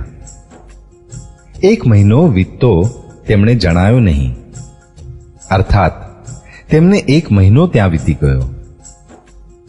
મહિના જેટલા સમયનો 1 દિવસ થઈ ગયો. આ રહસ્યને કોઈ નથી જાણતું. સૂર્યદેવ પોતાના રથ સહિત ત્યાં જ રોકાઈ ગયા, તો રાત કઈ રીતે થાય? આ રહસ્ય કોઈએ ન જાણ્યું. સૂર્યદેવ ભગવાન શ્રી રામજીના ગુણગાન કરતા ચાલ્યા. આ મહોત્સવ જોઈને દેવતા, મુનિ અને નાગ પોતાના ભાગ્યના વખાણ કરીને પોતપોતાના ઘેર ચાલ્યા. હે પાર્વતી, તમારી બુદ્ધિ શ્રી રામજીના ચરણોમાં ઘણી જ દ્રઢ છે. તેથી હું પણ પોતાની અન્ય એક છુપાવેલી વાત કહું છું. સાંભળો. કાકભૂષુંડી અને હું બંને ત્યાં સાથે સાથે હતા, પરંતુ મનુષ્ય રૂપમાં હોવાને કારણે અમને કોઈ ઓળખી ન શક્યું. પરમ આનંદ અને પ્રેમના સુખમાં ફૂલાયેલા અમે બંને લીન મને મસ્ત બની ગલીઓમાં તન મનનું ભાન ભૂલીને ફરતા હતા. પરંતુ આ શુભ ચરિત્ર તે જ જાણી શકે છે જેના પર શ્રી રામજીની કૃપા હોય. એ અવસરે જે જેવી રીતે આવ્યા અને જેના મનને જે ગમ્યું, રાજાએ તેને તે આપ્યું. હાથી, રથ, ઘોડા, સોનું, ગાયો, હીરા અને જાત જાતના વસ્ત્રો રાજાએ આપ્યા. રાજાએ સર્વેના મનને સંતુષ્ટ કર્યા. એથી સર્વે લોકો ચારે બાજુથી આશીર્વાદ આપી રહ્યા હતા કે તુલસીદાસના સ્વામી સર્વપુત્રો ચિરંજીવી થાવ. આ રીતે કેટલાક દિવસ વીતી ગયા. દિવસ અને રાત ક્યારે પસાર થઈ જાય છે તે જણાતું નથી. પછી નામકરણ સંસ્કારનો સમય જાણીને રાજાએ જ્ઞાની મુનિ શ્રી વશિષ્ઠજીને તેડાવી લીધા. મુનિની પૂજા કરીને રાજાએ કહ્યું, હે મુનિ, આપે મનમાં જે વિચારી રાખ્યા હોય તે નામ રાખો. મુનિએ કહ્યું, હે રાજન, આમના અનેક અનુપમ નામ છે. તેમ છતાં હું પોતાની બુદ્ધિ અનુસાર કહીશ. આ જે આનંદના સાગર અને સુખના ભંડાર છે, જે આનંદ સિંધુના એક કણથી ત્રણેય લોક સુખી થઈ જાય છે, તેમનું આપના સૌથી મોટા પુત્રનું નામ રામ છે, જે સુખનું ધામ અને સર્વે લોકોને શાંતિ આપનાર છે. જે સંસારનું ભરણ પોષણ કરે છે, તેમનું આપના બીજા પુત્રનું નામ ભરત થશે. જેમના સ્મરણ માત્રથી શત્રુનો નાશ થાય છે, તેમનું વેદોમાં પ્રસિદ્ધ શત્રુઘ્ન નામ છે.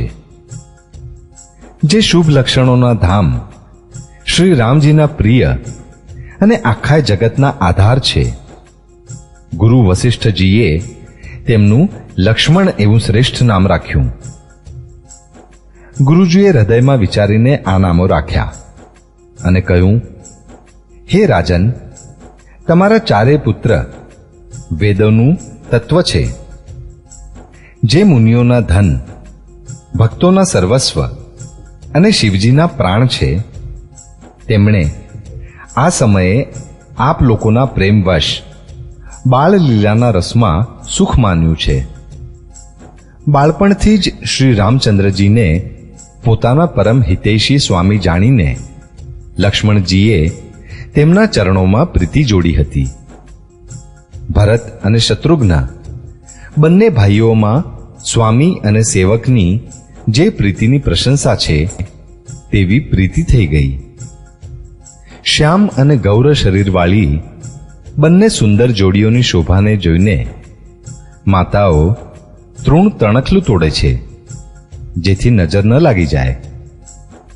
આમ તો ચારેય પુત્ર શીલ, રૂપ અને ગુણના ધામ છે, તો પણ સુખના સાગર શ્રી રામચંદ્રજી સર્વેથી ચઢિયાતા છે. તેમના હૃદયમાં કૃપારૂપી ચંદ્રમા પ્રકાશિત છે. મનને હરનારું તેમનું હાસ્ય તે કૃપારૂપી ચંદ્રમાની કિરણોને સૂચિત કરે છે. ક્યારેક ખોળામાં લઈને અને ક્યારેક ઉત્તમ પારણામાં સુવડાવી માતા પ્રિય લાલ કહીને વહાલ વરસાવે છે. જે સર્વવ્યાપક, નિરંજન, નિર્ગુણ, વિનોદ રહિત અને અજન્મા બ્રહ્મ છે, તે જ પ્રેમ અને ભક્તિને વશ કૌશલ્યાજીના ખોળામાં ખેલી રહ્યા છે. તેમના નીલકમળ અને ગંભીર જળથી ભરેલા મેઘ સમાન શ્યામ શરીરમાં કરોડો કામદેવોની શોભા છે.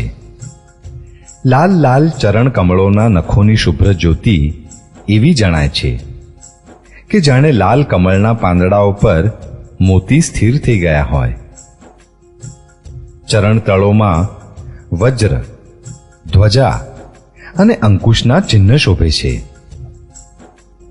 નુપુરનો ધ્વનિ સાંભળી મુનિઓનું મન પણ મોહિત થઈ જાય છે.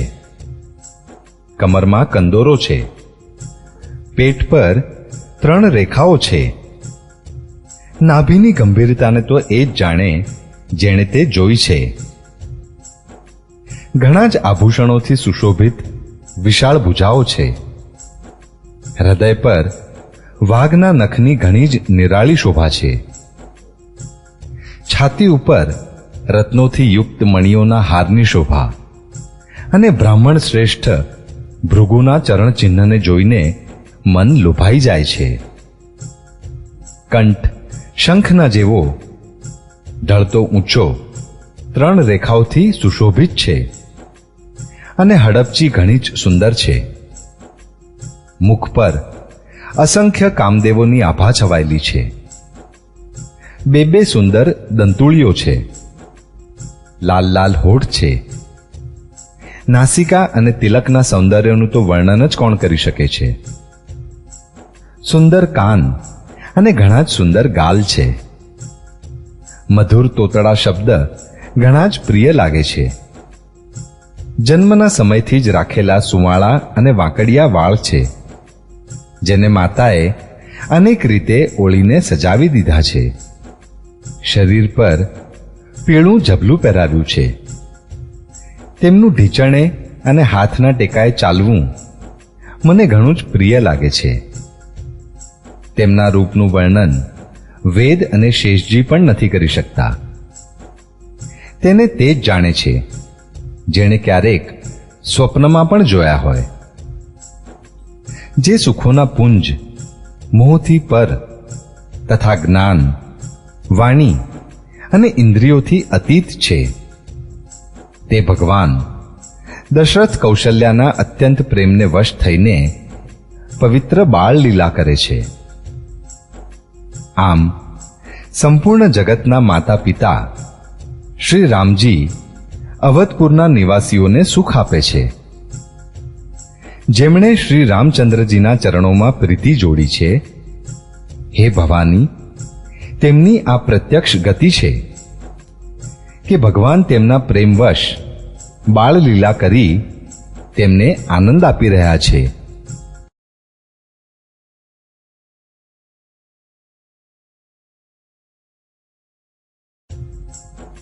શ્રી રઘુનાથજીથી વિમુખ રહીને મનુષ્ય ભલે ને કરોડો ઉપાય કરે, પરંતુ એના સંસાર બંધન કોણ છોડાવી શકે છે? જેણે બધા ચરાચર જીવોને પોતાના વશમાં કરી રાખ્યા છે, તે માયા પણ પ્રભુથી ભયભીત રહે છે. ભગવાન તે માયાને ભ્રુકુટીના ઈશારાથી નચાવે છે. આવા પ્રભુને છોડીને કહો, બીજા કોનું ભજન કરાય? મન, વચન અને કર્મથી ચતુરાઈ છોડીને ભજતા જ શ્રી રઘુનાથજી કૃપા કરશે. આ રીતે પ્રભુ શ્રી રામચંદ્રજીએ બાળ ક્રીડા કરી અને સમસ્ત નગરવાસીઓને સુખ આપ્યું. કૌશલ્યાજી ક્યારેક તેમને ખોળામાં લઈને રમાડતા અને ક્યારેક પારણામાં સુવડાવી ઝુલાવતા હતા. પ્રેમમાં મગ્ન કૌશલ્યાજી રાત અને દિવસનું વીતવું જાણતા ન હતા.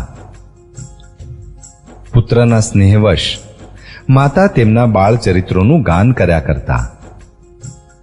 એક વેળા માતાએ શ્રી રામચંદ્રજીને સ્નાન કરાવ્યું અને શૃંગાર કરીને પારણામાં પોઢાડી દીધા. પછી પોતાના કુળના ઈષ્ટદેવ ભગવાનની પૂજા માટે સ્નાન કર્યું. પૂજા કરીને નૈવેદ્ય ચડાવ્યું અને સ્વયં ત્યાં ગયા કે જ્યાં રસોઈ બનાવવામાં આવતી હતી. પછી માતા ત્યાં પૂજા સ્થાને પાછા ફર્યા અને ત્યાં આવીને પુત્રને ઈષ્ટદેવ ભગવાનને ધરાવેલા નૈવેદ્યનું ભોજન કરતા જોયો. પારણામાં પુત્ર પોઢ્યો હતો, અહીં કોણે લાવીને બેસાડી દીધો? એ વાતથી બીને માતા ભયભીત થઈને પુત્રના પારણા પાસે ગઈ તો ત્યાં બાળકને ઊંઘેલો જોયો. પછી પૂજા સ્થાનમાં પાછા ફરીને જોયું કે એ જ પુત્ર ત્યાં ભોજન કરી રહ્યો છે. તેથી તેમના હૃદયમાં કંપન થવા લાગ્યું અને મનને ધીરજ ન રહી.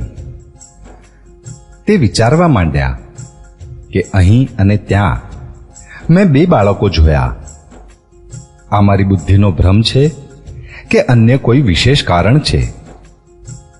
પ્રભુ શ્રી રામચંદ્રજી માતાને ગભરાયેલા જોઈને મધુર મલકાઈને હસી પડ્યા. પછી તેમણે માતાને પોતાનું અખંડ અદ્ભુત રૂપ બતાવ્યું, જેના એક એક રૂવાડામાં કરોડો બ્રહ્માંડો સમાયેલા હતા. અગણિત સૂર્ય, ચંદ્ર, શિવ, બ્રહ્મા, ઘણા બધા પર્વતો, નદીઓ, સમુદ્ર, પૃથ્વી, વન, કાળ, કર્મ, ગુણ, જ્ઞાન અને સ્વભાવ જોયા. અને એ પદાર્થો પણ જોયા જે ક્યારેય સાંભળ્યા પણ ન હતા. સર્વ પ્રકારે બળવતી માયાને જોઈ કે જે ભગવાનની સામે અત્યંત ભયભીત હાથ જોડીને ઊભી છે. જીવને જોયો જેને તે માયા નચાવે છે, અને પછી ભક્તિને જોઈ જે આ જીવને માયાથી છોડાવી દે છે. માતાનું શરીર પુલકિત થઈ ગયું. મુખથી વચન નથી નીકળતું. ત્યારે આંખો મીચીને તેમણે શ્રી રામચંદ્રજીના ચરણોમાં શીશ નમાવ્યું. માતાને આશ્ચર્યચકિત થયેલા જોઈ ખરના શત્રુ શ્રી રામજી પાછા બાળ સ્વરૂપે થઈ ગયા. માતાથી સ્તુતિ પણ નથી કરી શકાતી. તે ભય પામ્યા કે મેં જગત પિતા પરમાત્માને પુત્ર રૂપે જાણ્યા. શ્રી હરિએ માતાને અનેક રીતે સમજાવ્યા અને કહ્યું, હે માતા, સાંભળો, આ વાત ક્યાંય પણ કહેશો નહીં. કૌશલ્યાજી વારંવાર હાથ જોડીને વિનંતી કરે છે કે હે પ્રભો, મને આપની માયા હવે ક્યારે ન વ્યાપે. ભગવાને અનેક પ્રકારની બાળ લીલાઓ કરી અને પોતાના સેવકોને અત્યંત આનંદ આપ્યો. થોડોક સમય વીત્યા બાદ ચારેય ભાઈ મોટા થઈ કુટુંબીઓને સુખ આપનાર થયા. ત્યારે ગુરુજીએ જઈને મુંડન સંસ્કાર કર્યા. બ્રાહ્મણોએ પછી ઘણી બધી દક્ષિણા મેળવી. ચારેય સુંદર રાજકુમાર ઘણા જ મનોહર અપાર ચરિત્રો કરતા ફરે છે. જે મન, વચન અને કર્મથી અગોચર છે, તે જ પ્રભુ દશરથજીના પ્રાંગણમાં વિચરી રહ્યા છે. ભોજન કરવાના સમયે જ્યારે તેમને રાજા બોલાવે છે, ત્યારે તેઓ પોતાના બાળ સખાઓના સમાજને છોડીને આવતા નથી. કૌશલ્યાજી જ્યારે બોલાવવા જાય છે, ત્યારે પ્રભુ ઠુમક ઠુમક દોડીને જાય છે. જેમને વેદ નેતિ નીતિ કહીને નિરૂપણ કરે છે અને શિવજી જેમનો પાર નથી પામ્યા, તેમને માતા હઠપૂર્વક પકડવા માટે દોડે છે. તે શરીરે ધૂળ ભર્યા આવ્યા અને રાજાએ હસીને તેમને ખોળામાં બેસાડી દીધા. ભોજન કરે છે પણ ચિત્ત ચંચળ છે. અવસર પામીને દહીં ભાતથી ખરડાયેલ મોંએ કિલકારી કરતા આમ તેમ નાસી ગયા. શ્રી રામચંદ્રજીની ઘણી જ સરળ અને સુંદર બાળ લીલાઓનું સરસ્વતીજી, શેષજી, શિવજી અને વેદોએ ગાન કર્યું છે. જેમનું મન આ લીલાઓમાં અનુરક્ત નથી થયું, વિધાતાએ તે મનુષ્યોને વંચિત કરી દીધા. જ્યારે બધા ભાઈ કુમારાવસ્થાએ પહોંચ્યા, ત્યારે ગુરુ, પિતા અને માતાએ તેમના યજ્ઞોપવિત સંસ્કાર કરી દીધા. શ્રી રઘુનાથજી ભાઈઓ સહિત ગુરુના ઘેર વિદ્યા અધ્યયન કરવા ગયા અને અલ્પ સમયમાં જ તેમને સર્વ વિદ્યાઓ આવડી ગઈ. ચારેય વેદ જેમના સ્વાભાવિક શ્વાસ છે, તે ભગવાન ભણે એ મોટું કૌતુક છે. ચારેય ભાઈ વિદ્યા, વિનય, ગુણ અને શીલમાં ઘણા નિપુણ છે અને સર્વે રાજાઓની લીલાઓના જ ખેલ ખેલે છે. હાથોમાં બાણ અને ધનુષ ઘણી જ શોભા આપે છે. રૂપ જોતા જ ચરાચર મોહિત થઈ જાય છે. તે બધા ભાઈઓ જે શેરીઓમાં રમતા રમતા નીકળે છે તે શેરીઓમાં બધા સ્ત્રી પુરુષ તેમને જોઈને સ્નેહથી શિથિલ થઈ જાય છે અથવા ખચકાઈને ઊભા રહી જાય છે. કૌશલપુરમાં રહેનારા સ્ત્રી, પુરુષ, વૃદ્ધ અને બાળક બધાને કૃપાળુ શ્રી રામચંદ્રજી પ્રાણોથી પણ અધિક પ્રિય લાગે છે.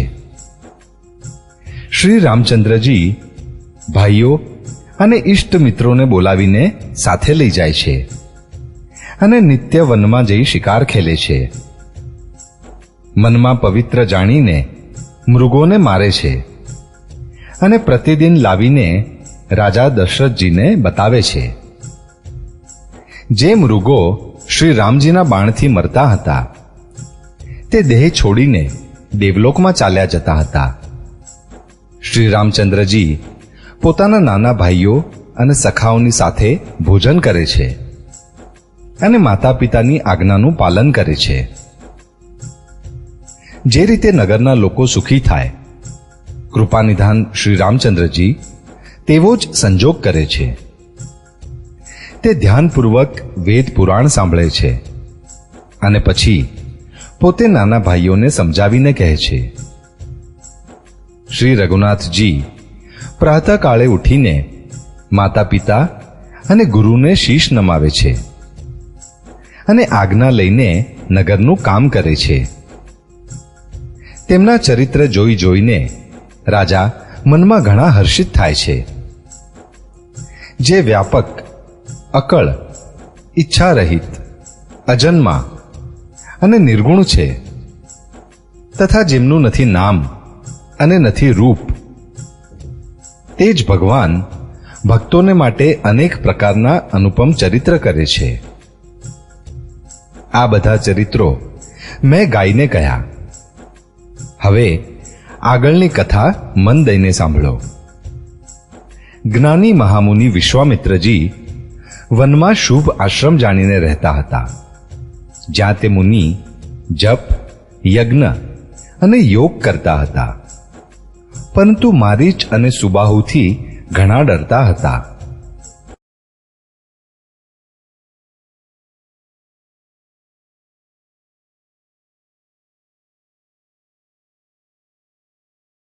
યજ્ઞ જોતા જ રાક્ષસ દોડી આવતા અને ઉપદ્રવો કરતા હતા, જેથી મુનિ ઘણું દુઃખ પામતા હતા.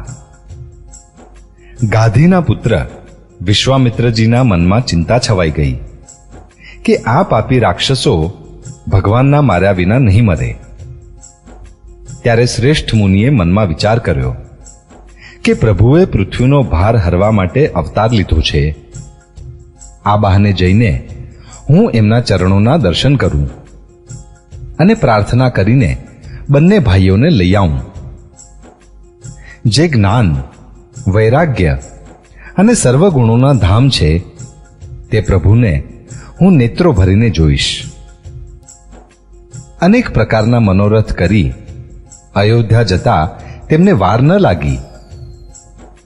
સરયુજીના જળમાં સ્નાન કરી તેઓ રાજાના દ્વારે પહોંચ્યા.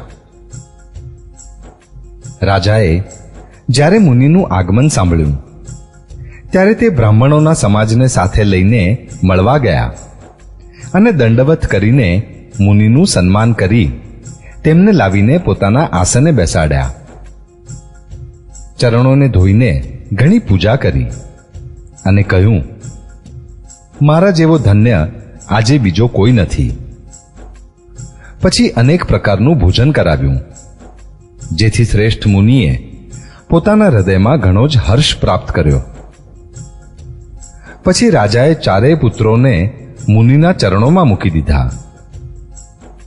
શ્રી રામચંદ્રજીને જોઈને મુનિ પોતાના દેહનું ભાન ભૂલી ગયા. તે શ્રી રામજીના મુખની શોભા જોતા જ એવા લીન થઈ ગયા જાણે ચકોર પૂર્ણ ચંદ્રમાને જોઈને લોભાઈ ગયું હોય.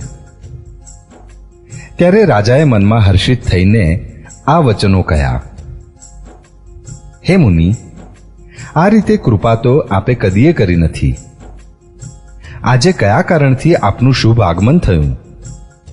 કહો, હું તેને પૂરું કરવામાં વાર લગાડીશ નહીં. મુનિએ કહ્યું, હે રાજન, રાક્ષસોનો સમૂહ મને બહુ સતાવે છે, એટલે હું તમારા પાસે કંઈક માગવા આવ્યો છું. નાના ભાઈ સહિત શ્રી રઘુનાથજીને તમે મને આપો. રાક્ષસોનો વધ થયા બાદ હું સુરક્ષિત થઈ જઈશ. હે રાજન, મને પ્રસન્ન મનથી તેમને આપી દો. મોહ અને અજ્ઞાનને છોડી દો. હે સ્વામી, એનાથી તમને ધર્મ અને સુયશની પ્રાપ્તિ થશે અને આમનું પરમ કલ્યાણ થશે. આ અત્યંત અપ્રિય વાણી સાંભળીને રાજાનું હૃદય કંપી ઉઠ્યું અને તેમના મુખની કાંતિ ઝાંખી પડી ગઈ. તેમણે કહ્યું, હે બ્રાહ્મણ શ્રેષ્ઠ, મેં ચોથાપણામાં એટલે કે વૃદ્ધાવસ્થામાં 4 પુત્રો પ્રાપ્ત કર્યા છે. આપે વિચારીને વાત કરી નથી. હે મુનિ, આપ પૃથ્વી, ગાય, ધન અને ખજાનો માંગી લો. હું આજે ઘણા આનંદ સાથે સર્વસ્વ આપી દઈશ.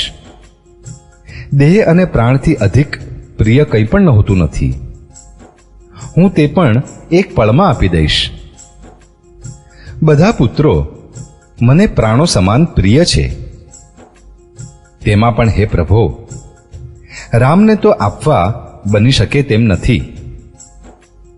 ક્યાં અતિ બિહામણા અને ક્રૂર રાક્ષસો અને ક્યાં પરમ કિશોર અવસ્થાના મારા સુંદર પુત્ર. પ્રેમરસમાં તરબોળ થયેલ રાજાની વાણી સાંભળી જ્ઞાની મુનિ વિશ્વામિત્રજીએ હૃદયમાં ઘણો હર્ષ અનુભવ્યો.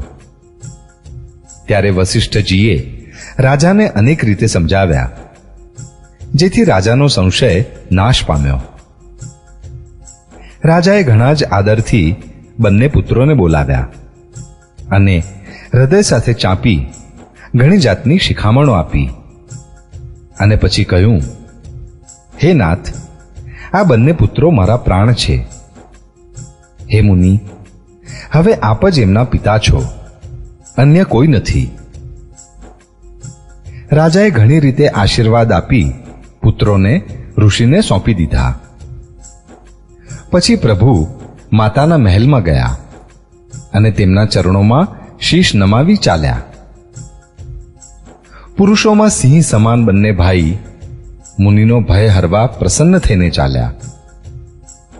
તે કૃપાના સાગર, ધીર બુદ્ધિ અને સંપૂર્ણ વિશ્વના કારણોના પણ કારણ છે. ભગવાનના લાલ નેત્રો છે, પહોળી છાતી અને વિશાળ ભુજાઓ છે. નીલકમળ અને તમાલ વૃક્ષ જેવું શ્યામ શરીર છે. કમરમાં પિતાંબર અને સુંદર ભાથો બાંધેલો છે. બંને હાથોમાં સુંદર ધનુષ અને બાણ છે. શ્યામ અને ગૌર વર્ણના બંને ભાઈ પરમ સુંદર છે. વિશ્વામિત્રજીને મહાન ખજાનો પ્રાપ્ત થઈ ગયો. તે વિચારવા લાગ્યા, હું જાણી ગયો કે પ્રભુ બ્રહ્મણ્ય દેવના ભક્ત છે. મારા માટે ભગવાને પોતાના પિતાને પણ છોડી દીધા. માર્ગમાં ચાલ્યા જતા મુનિએ તાડકાને બતાવી. અવાજ સાંભળતા જ તે ક્રોધ કરીને દોડી. શ્રી રામજીએ એક જ બાણથી તેના પ્રાણ હરી લીધા અને દીન જાણીને તેને નિજ પદ આપ્યું. ત્યારે ઋષિ વિશ્વામિત્રજીએ ચિત્તમાં પોતાના સ્વામીને ઓળખી લીધા હોવા છતાંય લીલાને પૂર્ણ કરવા માટે એવી વિદ્યા આપી જેથી ભૂખ તરસ ન લાગે અને શરીરમાં અતુલિત બળ અને તેજનો પ્રકાશ રહે. બધાએ અસ્ત્ર શસ્ત્ર સમર્પણ કરીને મુનિ પ્રભુ શ્રી રામજીને પોતાના આશ્રમમાં લઈ આવ્યા અને એમને પરમ હિતકારી જાણીને ભક્તિપૂર્વક કંદ, મૂળ અને ફળનું ભોજન કરાવ્યું. સવારે શ્રી રઘુનાથજીએ મુનિને કહ્યું, આપ જઈને નીડર બની યજ્ઞ કરો. આ સાંભળીને બધા મુનિ હવન કરવા લાગ્યા. શ્રી રામજી યજ્ઞની ચોકી કરવા લાગ્યા. આ સમાચાર સાંભળી મુનિઓનો શત્રુ ક્રોધી રાક્ષસ મારીચ પોતાના સહાયકોને લઈને દોડ્યો. શ્રી રામજીએ ફણા વગરનું બાણ તેને માર્યું, જેનાથી તે 100 યોજનના વિસ્તારવાળા સમુદ્રની પાર જઈને પડ્યો. પછી સુબાહુને અગ્નિબાણ માર્યું. આ બાજુ નાના ભાઈ લક્ષ્મણજીએ રાક્ષસોની સેનાનો સંહાર કરી દીધો. આ રીતે શ્રી રામજીએ રાક્ષસોને મારીને બ્રાહ્મણોને નિર્ભય કરી દીધા. ત્યારે સર્વે દેવતા અને મુનિ સ્તુતિ કરવા માંડ્યા. શ્રી રઘુનાથજીએ ત્યાં કેટલાક દિવસ વધુ રહીને બ્રાહ્મણો પર દયા કરી. ભક્તિના કારણે વિશ્વામિત્રજીએ તેમને પુરાણોની ઘણી બધી કથાઓ કહી. જો કે પ્રભુ સર્વે જાણતા જ હતા. તે પછી મુનિએ આદરપૂર્વક સમજાવીને કહ્યું, હે પ્રભુ, ચાલીને એક ચરિત્ર જુઓ. રઘુકુળના સ્વામી શ્રી રામચંદ્રજી ધનુષ યજ્ઞની વાત સાંભળીને મુનિશ્રેષ્ઠ વિશ્વામિત્રજી સાથે પ્રસન્ન થઈને ચાલ્યા. માર્ગમાં એક આશ્રમ દેખાયો. ત્યાં પશુ પક્ષી કોઈ પણ જીવજંતુ હતા નહીં.